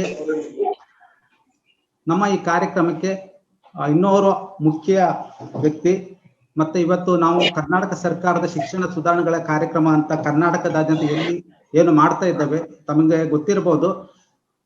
ಇಡೀ ರಾಷ್ಟ್ರದಲ್ಲಿ ಇಂಥ ಒಂದು ಕಾರ್ಯಕ್ರಮ ಪ್ರಾರಂಭ ಮಾಡಿರೋದು ಕರ್ನಾಟಕದಲ್ಲಿ. ಅದನ್ನ ಪ್ರಾರಂಭಗೊಳಿಸಿದ್ದು ಬೇರೆ ಯಾರು ಅಲ್ಲ, ಪ್ರೊಫೆಸರ್ MR ದೊರೆಸ್ವಾಮಿ ಅವರು. ಪ್ರಸ್ತುತ ಅವರು ಗೌರವಾನ್ವಿತ ಸಲಹೆಗಾರರು, ಸಂಪುಟ ದರ್ಜೆ ಶಿಕ್ಷಣ ಸುಧಾರಣೆಗಳು ಕರ್ನಾಟಕ ಸರ್ಕಾರ ಹಾಗೂ ಕುಲಾಧಿಪತಿಗಳು PES ವಿಶ್ವವಿದ್ಯಾನಿಲಯ ಬೆಂಗಳೂರು. ಅವರು ನಮಗೆ ಈ ಒಂದು ಚಾಲನೆ ನೀಡಿದವರು. ಮಾತ್ರವಲ್ಲ, ನಮಗೆ ಬೇಕಾದ ಎಲ್ಲ ಪ್ರೋತ್ಸಾಹವನ್ನ ಕೊಡ್ತಾ ಇದ್ದಾರೆ. ಅವರು ನಮ್ಮ ಮುಖ್ಯ ಪೋಷಕರಾಗಿ ಈ ಕಾರ್ಯಕ್ರಮಕ್ಕೆ ಶುಭ ಕೋರಿದ್ದಾರೆ. ಅವರಿಗೂ ಕೂಡ ಅವರ ಅನುಪಸ್ಥಿತಿಯಲ್ಲಿ ನಾನು ನಮ್ಮೆಲ್ಲರ ಪರವಾಗಿ ಹೃತ್ಪೂರ್ವಕವಾಗಿ ಸ್ವಾಗತಿಸುತ್ತೇನೆ. ಹಾಗೆ ಇವತ್ತು ಏನು ಕಾರ್ಯಕ್ರಮ ಇದೆ, ನೇರ ಸಂವಾದ ಮತ್ತು ತರಬೇತಿ ಕಾರ್ಯಕ್ರಮ, ಸಂಪನ್ಮೂಲ ವ್ಯಕ್ತಿಗಳ ಪಾತ್ರ ಅಮೂಲ್ಯವಾದದ್ದು. ಅದರಲ್ಲಿ ಮುಖ್ಯವಾಗಿ ನಮಗೆ ಇಬ್ಬರು ಸಂಪನ್ಮೂಲ ವ್ಯಕ್ತಿಗಳು ನಮ್ಮ ಜೊತೆ ಇದ್ದಾರೆ. ಮುಖ್ಯವಾಗಿ JC ಸತೀಶ್ ಭಟ್ ಬಿಳಿನಲೆ. ಬಹುಶಃ ಬಿಳಿನಲೆ ಅವರ ಹೆಸರು ಕೇಳಿದವರಿಲ್ಲ. ಬಿಳಿನಲೆ ಅಂತ ಹೇಳಿದ್ರೆ ಅದ್ರ ಜೊತೆಗೆ ಸತೀಶ್ ಭಟ್ ಹೆಸರು ಒಟ್ಟಿಗೆ ಬರ್ತದೆ. ಯಾಕಂದ್ರೆ ಅವರ ಒಂದು ಕೊಡುಗೆ ಮೂಲಕ ಒಬ್ಬ ಶಿಕ್ಷಕರಾಗಿ ಮತ್ತೆ JCA ಜೂನಿಯರ್ ಚೇಂಬರ್ ಇಂಟರ್ನ್ಯಾಷನಲ್ ಇದರ ಒಂದು ಅಂತಾರಾಷ್ಟ್ರೀಯ ಸಂಸ್ಥೆ, ಇದರಲ್ಲಿ ಅನೇಕ ರೀತಿಯಲ್ಲಿ ಅವರು ಸೇವೆ ಸಲ್ಲಿಸಿ ನಮ್ಮ ಜಿಲ್ಲೆ ಮಾತ್ರ ಅಲ್ಲ, ರಾಜ್ಯ ಮಾತ್ರ ಅಲ್ಲ, ರಾಷ್ಟ್ರ ಮಟ್ಟದಲ್ಲಿ ಹೆಸರು ತಂದವರು. ಅವರ ಬಯೋಡೇಟಾವನ್ನ ನಾವು ಈಗ ಸದ್ಯ ಹೇಳಲಿಕ್ಕಿದ್ದೇವೆ. ಅವರು ಕೂಡ ಸಂಪನ್ಮೂಲ ವ್ಯಕ್ತಿಗಳಾಗಿ ನಮ್ಮ ಜೊತೆ ಇವತ್ತು ಇದ್ದಾರೆ. ಮುಖ್ಯ ಇವತ್ತು ಏನ್ ತರಬೇತಿ ಇದೆಯೋ ಅದು ಅವರು ನೀಡುವಂಥದ್ದು. ಈಗಾಗಲೇ ಅವರ ಒಂದು ನೇತೃತ್ವದಲ್ಲಿ ಅವರ ಸಂಪನ್ಮೂಲ ವ್ಯಕ್ತಿಯಾಗಿ ನಾವು ಅನೇಕ ಶಾಲೆಗಳಲ್ಲಿ, ಮುಖ್ಯವಾಗಿ ಹೈಸ್ಕೂಲ್ನಲ್ಲಿ SSLC ಮಕ್ಕಳಿಗೆ ಪರೀಕ್ಷಾ ಪೂರ್ವ ತರಬೇತಿ ನೀಡಿದ್ದೇವೆ. ನಾನು ಮನಗಂಡಂತೆ ಎಷ್ಟೋ ಗೌರ್ಮೆಂಟ್ ಸ್ಕೂಲಲ್ಲಿ ರಿಮೋಟ್ ಹಳ್ಳಿ ಮೂಲೆಯಲ್ಲಿ ಇರುವಂತಹ ಸ್ಕೂಲಿಗೆ ಕರೆದ್ರು ಕೂಡ ಅವ್ರು ಬರ್ತಾ ಇದ್ರು. ಬಂದು ಎಷ್ಟರ ಮಟ್ಟಿಗೆ ಅಂತ ಹೇಳಿದ್ರೆ ಅಲ್ಲಿ ತುಂಬಾ ಪುವರ್ ರಿಸಲ್ಟ್ ಬಂದಿರೋದು ಅವರ ಒಂದು ಟ್ರೈನಿಂಗ್ ನಂತರ ತುಂಬಾ ಇಂಪ್ರೂವ್ ಆಗಿರುವಂತದ್ದು ನಾನು ಕಣ್ಣಾರೆ ಕೇಳಿದ್ದೇನೆ ಮತ್ತು ಅನೇಕ ಮುಖ್ಯ ಶಿಕ್ಷಕರು ಹೇಳಿರುವಂತದ್ದನ್ನು ಕೇಳಿದ್ದೇನೆ. ಅಂದ್ರೆ ಅಷ್ಟೊಂದು ಪರಿಣಾಮಕಾರಿಯಾಗಿ ಅವರು ಒಂದು ತರಬೇತಿಯನ್ನು ನೀಡುತ್ತಾರೆ. ಮಕ್ಕಳಿಗೆ ಮನವರಿಕೆ ಆಗುವ ಹಾಗೆ, ಪರೀಕ್ಷೆಯನ್ನು ಹೇಗೆ ಎದುರಿಸಬೇಕು ಅನ್ನೋದ್ರ ಬಗ್ಗೆ ಅವರು ಇವತ್ತು ನಮ್ಮ ಜೊತೆ ಇರುವಂತದ್ದು ನಿಜವಾಗಿ ನಾನು ತುಂಬಾ ಆಭಾರಿಯಾಗಿದ್ದೇನೆ. ನಿಮ್ಮೆಲ್ಲರ ಪರವಾಗಿ ಅವರಿಗೆ ಈ ಸಂದರ್ಭದಲ್ಲಿ ಕುಲಪತಿಗಳ ಪರವಾಗಿಯೂ ನಾನು ಹೃತ್ಪೂರ್ವಕವಾಗಿ ಅಭಿನಂದಿಸುತ್ತೇನೆ ಹಾಗೂ ಈ ಕಾರ್ಯಕ್ರಮಕ್ಕೆ ಸ್ವಾಗತಿಸುತ್ತೇನೆ. ಹಾಗೆ ನಮ್ಮ ಜೊತೆ ಇನ್ನೋರ್ವ ಸಂಪನ್ಮೂಲ ವ್ಯಕ್ತಿ, ನನ್ನದೇ ಸಹೋದ್ಯೋಗಿ ಡಾಕ್ಟರ್ ವಿಶ್ವನಾಥ್ ಟಿ. ಇವರು ವಸ್ತು ವಿಜ್ಞಾನ ವಿಭಾಗದಲ್ಲಿ ಸಹಾಯಕ ಪ್ರಾಧ್ಯಾಪಕರಾಗಿ ಸೇವೆ ಸಲ್ಲಿಸ್ತಾ ಇದ್ದಾರೆ. ಇವರು ಕೂಡ ನಮ್ಮ ದತ್ತು ಸ್ವೀಕರಿಸಿದ ಒಂದು ಶಾಲೆ ನೋಡಲ್ ಅಧಿಕಾರಿಯಾಗಿ ಕೆಲಸ ಮಾಡ್ತಾ ಇದ್ದಾರೆ. ಇವರಿಗೂ ಕೂಡ ಮಕ್ಕಳ ಬಗ್ಗೆ ತುಂಬಾ ಕಾಳಜಿ, ನಾನು ಗಮನಿಸಿದ ಹಾಗೆ ಮಕ್ಕಳ ಬಗ್ಗೆ ತುಂಬಾ ಕಾಳಜಿ. ಮಾತ್ರವಲ್ಲ, ಅವರು ಪ್ರತಿಭಾನ್ವಿತ ವಿದ್ಯಾರ್ಥಿ. ಅವರ ಬಯೋಡೇಟಾವನ್ನು ನೋಡಿದಾಗ ಗೊತ್ತಾಗ್ತದೆ, ಪ್ರತಿಭಾನ್ವಿತ ವಿಜ್ಞಾನದ ವಿದ್ಯಾರ್ಥಿ. ಮಾತ್ರವಲ್ಲ, ಅವರು ಶಿಕ್ಷಣ ಅಂದ್ರೆ ಟೀಚಿಂಗ್ ಮತ್ತು ರಿಸರ್ಚ್ ಅಲ್ಲಿ ಕೂಡ ಒಳ್ಳೆ ಒಂದು ಸೇವೆ ಮಾಡ್ತಾ ಇದ್ದಾರೆ ವಿಶ್ವವಿದ್ಯಾಲಯದಲ್ಲಿ. ಇತ್ತೀಚೆಗಷ್ಟೇ DST ಇಂದ ಅವರು 50 ಲಕ್ಷದಷ್ಟು ಒಂದು ಪ್ರಾಜೆಕ್ಟ್ ತೆಗೆದುಕೊಂಡಿರೋದು ಕೂಡ ಒಂದು ಮಹಾ ಸಾಧನೆ. ಆರ್ಥಿಕ ಸಂದಿಗ್ಧದ ಪರಿಸ್ಥಿತಿಯಲ್ಲೂ ಭಾರತ ಸರ್ಕಾರದಿಂದ ಒಂದು ದೊಡ್ಡ ಸಂಶೋಧನೆಗೆ ಪ್ರಾಜೆಕ್ಟ್ ಪಡೆದಿರುವಂತದ್ದು ನಿಜವಾಗಿ ಒಂದು ಗ್ರೇಟ್ ಅಚೀವ್ಮೆಂಟ್. ಅವರು ತನ್ನ ಸಂಶೋಧನೆ ಜೊತೆಯೂ ಕೂಡ ಸಾಮಾಜಿಕ ಕಾರ್ಯದಲ್ಲಿ ತೊಡಗಿಕೊಂಡಿದ್ದಾರೆ. ಅವರನ್ನು ನಾವು ಕೇಳಿಕೊಂಡಾಗ ಅನೇಕ ಬೇರೆ ಕೆಲಸದ ಒತ್ತಡ ಇದ್ರೂ ಕೂಡ ಇವತ್ತು ನಮ್ಮ ಜೊತೆ ಬಂದಿದ್ದಾರೆ. ಅವರಿಗೂ ಕೂಡ ನಿಮ್ಮೆಲ್ಲರ ಪರವಾಗಿ ಹೃತ್ಪೂರ್ವಕವಾಗಿ ನಾನು ಸ್ವಾಗತಿಸುತ್ತೇನೆ. Thank you sir. ಹಾಗೆ ನಮ್ಮ ಈ ಕಾರ್ಯಕ್ರಮಕ್ಕೆ ಕೇಂದ್ರ ಬಿಂದುಗಳು ಮತ್ತೆ ಯಾರು ಅಲ್ಲ, ವಿದ್ಯಾರ್ಥಿಗಳು. ಇಲ್ಲಿ SSLC ವಿದ್ಯಾರ್ಥಿ ಅಂತ ನಾವು ಬರ್ದಿದ್ದೇವೆ. ಇಲ್ಲಿ SSLC ಮಾತ್ರ ಅಲ್ಲ, ಬೇರೆ ವಿದ್ಯಾರ್ಥಿಗಳು ಕೂಡ ಈ ಕಾರ್ಯಕ್ರಮದಲ್ಲಿ ಜಾಯ್ನ್ ಆಗಬಹುದು. ಹಾಗೂ ಅವರ ಪೋಷಕರುಗಳು, ತಂದೆ ತಾಯಿಯಂದಿರು ಮತ್ತೆ ಅವರ ಯಾರು ಪೋಷಕರಿದ್ದಾರೆ ಅವರು ಮುಖ್ಯ ಕೇಂದ್ರ ಬಿಂದುಗಳು. ಅವರ ಒಂದು ಪಾಲ್ಗೊಳ್ಳುವಿಕೆಯಿಂದ ಈ ಕಾರ್ಯಕ್ರಮ ಯಶಸ್ವಿ ಆಗ್ತದೆ. ಅವರ ಮತ್ತೆ ಇದು ನೇರ ಸಂವಾದ. ಈ ತರಬೇತಿ ಅಥವಾ ಒಂದು ಉಪನ್ಯಾಸ ಆದ ನಂತರ ಏನೇ ಪ್ರಶ್ನೆಗಳಿದ್ರು ಕೂಡ ಕೇಳಬಹುದು. ನಮ್ಮ ಜೊತೆ JC ತ್ಯಾಗಂ ಕೂಡ ಅವರು ಇದ್ದಾರೆ. ಅವರು ಕೂಡ ನಿಮಗೆ ಪ್ರತಿಸ್ಪಂದಿಸ್ತಾರೆ. ಸೊ ಹಾಗಾಗಿ ಮುಖ್ಯವಾಗಿ ವಿದ್ಯಾರ್ಥಿಗಳನ್ನ ಮತ್ತು ಅವ್ರ ಪೋಷಕರುಗಳನ್ನ ಈ ಕಾರ್ಯಕ್ರಮಕ್ಕೆ ನಾನು ಪ್ರತ್ಯೇಕವಾಗಿ ಬರಮಾಡಿಕೊಳ್ಳುತ್ತೇನೆ. ಹಾಗೆ ನಮ್ಮ ಈ ಕಾರ್ಯಕ್ರಮದ ಅಡ್ಮಿನಿಸ್ಟ್ರೇಟಿವ್ ಸಪೋರ್ಟ್ ಬೇಕು. ಮುಖ್ಯವಾಗಿ ನಮ್ಮ ಕುಲ ಸಚಿವರು ಪ್ರೊಫೆಸರ್ ಕಿಶೋರ್ ಕುಮಾರ್ CK ಅವರು ಆಕ್ಚುಲಿ ಈ ಕಾರ್ಯಕ್ರಮಕ್ಕೆ ಭಾಗಿಯಾಗಲು ತುಂಬಾ ಆಸಕ್ತರಾಗಿದ್ದರು. ಬಟ್ ಕೆಲಸದ ಒತ್ತಡದಿಂದ, ಸರ್ಕಾರದ ಕೆಲಸದ ಒತ್ತಡದಿಂದ ಅವರಿಗೆ ಜಾಯಿನ್ ಆಗ್ಲಿಕ್ಕೆ ಆಗ್ತಾ ಇಲ್ಲ. ಆದ್ರೂ ಕೂಡ ಈ ಕಾರ್ಯಕ್ರಮ ಯಶಸ್ವಿ ಆಗ್ಲಿ ಅಂತ ಶುಭ ಕೋರಿ ಅವರು ಮೆಸೇಜ್ ಅನ್ನ ಕಳಿಸಿದ್ದಾರೆ. ಅವರಿಗೂ ಕೂಡ ಹೃತ್ಪೂರ್ವಕವಾಗಿ ನಾನು ಸ್ವಾಗತಿಸುತ್ತೇನೆ. ಹಾಗೆ ನಮ್ಮ ಈ ಕಾರ್ಯಕ್ರಮಕ್ಕೆ ಡೀನರ್ಗಳಿದ್ದಾರೆ, ಸಿಂಡಿಕೇಟ್ ಮೆಂಬರ್ಸ್ ಇದ್ದಾರೆ, ಅಕಾಡೆಮಿಕ್ ಕೌನ್ಸಿಲ್ ಮೆಂಬರ್ಸ್ಗಳು ಇದ್ದಾರೆ. ಹಾಗೂ ನಮ್ಮ ಪರಿಶ್ರಾಂಗ ಕುಲಸಚಿವರಾದ ಪ್ರೊಫೆಸರ್ PL ಧರ್ಮ ಅವರು ಕೂಡ ಶುಭ ಕೋರಿದ್ದಾರೆ. ಹಾಗೆ professor B Narayan finance officer ಮತ್ತೆ ಕೆಮಿಸ್ಟ್ರಿ ಪ್ರೊಫೆಸರ್ ಅವರು ಕೂಡ ಶುಭ ಕೋರಿದ್ದಾರೆ. ಅವರೆಲ್ಲರನ್ನು ನಾನು ಈ ಕಾರ್ಯಕ್ರಮಕ್ಕೆ ಹೃತ್ಪೂರ್ವಕವಾಗಿ ಸ್ವಾಗತಿಸುತ್ತೇನೆ. ಹಾಗೆ ಮುಖ್ಯವಾಗಿ ಮಾಧ್ಯಮ ಮಿತ್ರರು ಕೂಡ ಇದರಲ್ಲಿ ಭಾಗಿಯಾಗ್ತಿದ್ದಾರೆ, ನಮಗೆ ಒಳ್ಳೆಯ ಒಂದು ಪಬ್ಲಿಸಿಟಿ ಕೊಟ್ಟಿದ್ದಾರೆ. ಅವರನ್ನು ಕೂಡ ನಾನು ಈ ಕಾರ್ಯಕ್ರಮಕ್ಕೆ ತಮ್ಮೆಲ್ಲರ ಪರವಾಗಿ ಹೃತ್ಪೂರ್ವಕವಾಗಿ ಸ್ವಾಗತಿಸುತ್ತೇನೆ. ಇಷ್ಟು ಹೇಳಿ ಈ ಕಾರ್ಯಕ್ರಮ ಸ್ವಾಗತ ಭಾಷಣವನ್ನು ಮುಗಿಸುತ್ತೇನೆ. ಈ ಕಾರ್ಯಕ್ರಮ ಯಶಸ್ಸಾಗಲಿ. ದಯವಿಟ್ಟು ಯಾರು ಈ ಕಾರ್ಯಕ್ರಮಕ್ಕೆ ರಿಜಿಸ್ಟರ್ ಆಗಿದ್ದೀರಿ, ಪಾರ್ಟಿಸಿಪೇಟ್ ಮಾಡ್ತಾ ಇದ್ದೀರಿ, ದಯಮಾಡಿ ಕಾರ್ಯಕ್ರಮ ಸಂಪೂರ್ಣ ಪ್ರಯೋಜನವನ್ನು ಪಡೆದುಕೊಳ್ಳಿ. ಮತ್ತೆ ನಿಮ್ಮ ಇದು ಉಜ್ವಲ ಭವಿಷ್ಯಕ್ಕೆ ಇದು ನಿಜವಾಗಿ ಉಪಕಾರ ಆಗ್ತದೆ. ಯಾಕಂದ್ರೆ ನಮಗೆ ಸತೀಶ್ ಭಟ್ ಬಿಳಿನೆಲೆ ಅವರ ಮಾತು ಕೇಳೋದು ಮತ್ತೆ ನಮ್ಮ ಕುಲಪತಿಯವರು ಕೂಡ ಅಧ್ಯಕ್ಷೀಯ ಭಾಷಣವನ್ನು ಮಾಡಲಿದ್ದಾರೆ. ಅವರ ಮಾತುಗಳನ್ನು ಕೇಳುವುದೇ ಒಂದು ಅದೃಷ್ಟ. ಅಂತ ಒಂದು ಅದೃಷ್ಟ ನಿಮ್ಮ ಪಾಲಿಗೆ ಇವತ್ತು ದೊರಕಿದೆ. ದಯವಿಟ್ಟು ಇದರ ಸಂಪೂರ್ಣ ಪ್ರಯೋಜನವನ್ನು ಪಡೆದುಕೊಂಡು ನಿಮ್ಮೆಲ್ಲರ ಭವಿಷ್ಯ ಉಜ್ವಲ ಆಗಲಿ. ಮತ್ತೆ ಸಮಸ್ಯೆ, ಈ COVID-19 ಸಮಸ್ಯೆ ಏನಿದೆ ಆದಷ್ಟು ಬೇಗ ಅದು ಮುಕ್ತವಾಗಲಿ ಅಂತ ದೇವರಲ್ಲಿ ಪ್ರಾರ್ಥಿಸುತ್ತಾ ನನ್ನ ಸ್ವಾಗತ ಭಾಷಣವನ್ನು ಮುಗಿಸುತ್ತೇನೆ. ಜೈ ಹಿಂದ್, ಜೈ ಕರ್ನಾಟಕ. ನಮಸ್ಕಾರ. ಕುಲಸಚಿವರು ಪ್ರೊಫೆಸರ್ ಕಿಶೋರ್ ಕುಮಾರ್ ಸಿಕೆ, ಪರೀಕ್ಷಾಂಗ ಕುಲಸಚಿವರು ಪ್ರೊಫೆಸರ್ ಪಿಎಲ್ ಧರ್ಮ, ಹಣಕಾಸು ಅಧಿಕಾರಿ ಪ್ರೊಫೆಸರ್ ಬಿ ನಾರಾಯಣ್, ದತ್ತು ಸ್ವೀಕೃತ ಪತ್ತಶಾಲೆದ ನೋಡಲ್ ಅಧಿಕಾರಿಗಳು ಪಾಲ್ಪಡೆದು ವಿದ್ಯಾರ್ಥಿಗಳಿಗೆ ಶುಭ ಹಾರೈಸಿದರು. ನರಸಿಂಹಯ್ಯ ಎನ್ ಸಭೆ ಸ್ಥಾರಕೆ ಮಲ್ತೇರು. ಡಾಕ್ಟರ್ ಗೋವಿಂದರಾಜ್ ಪಿಎಂ ಸೊಲ್ಮ ಸಂದಾಯರು.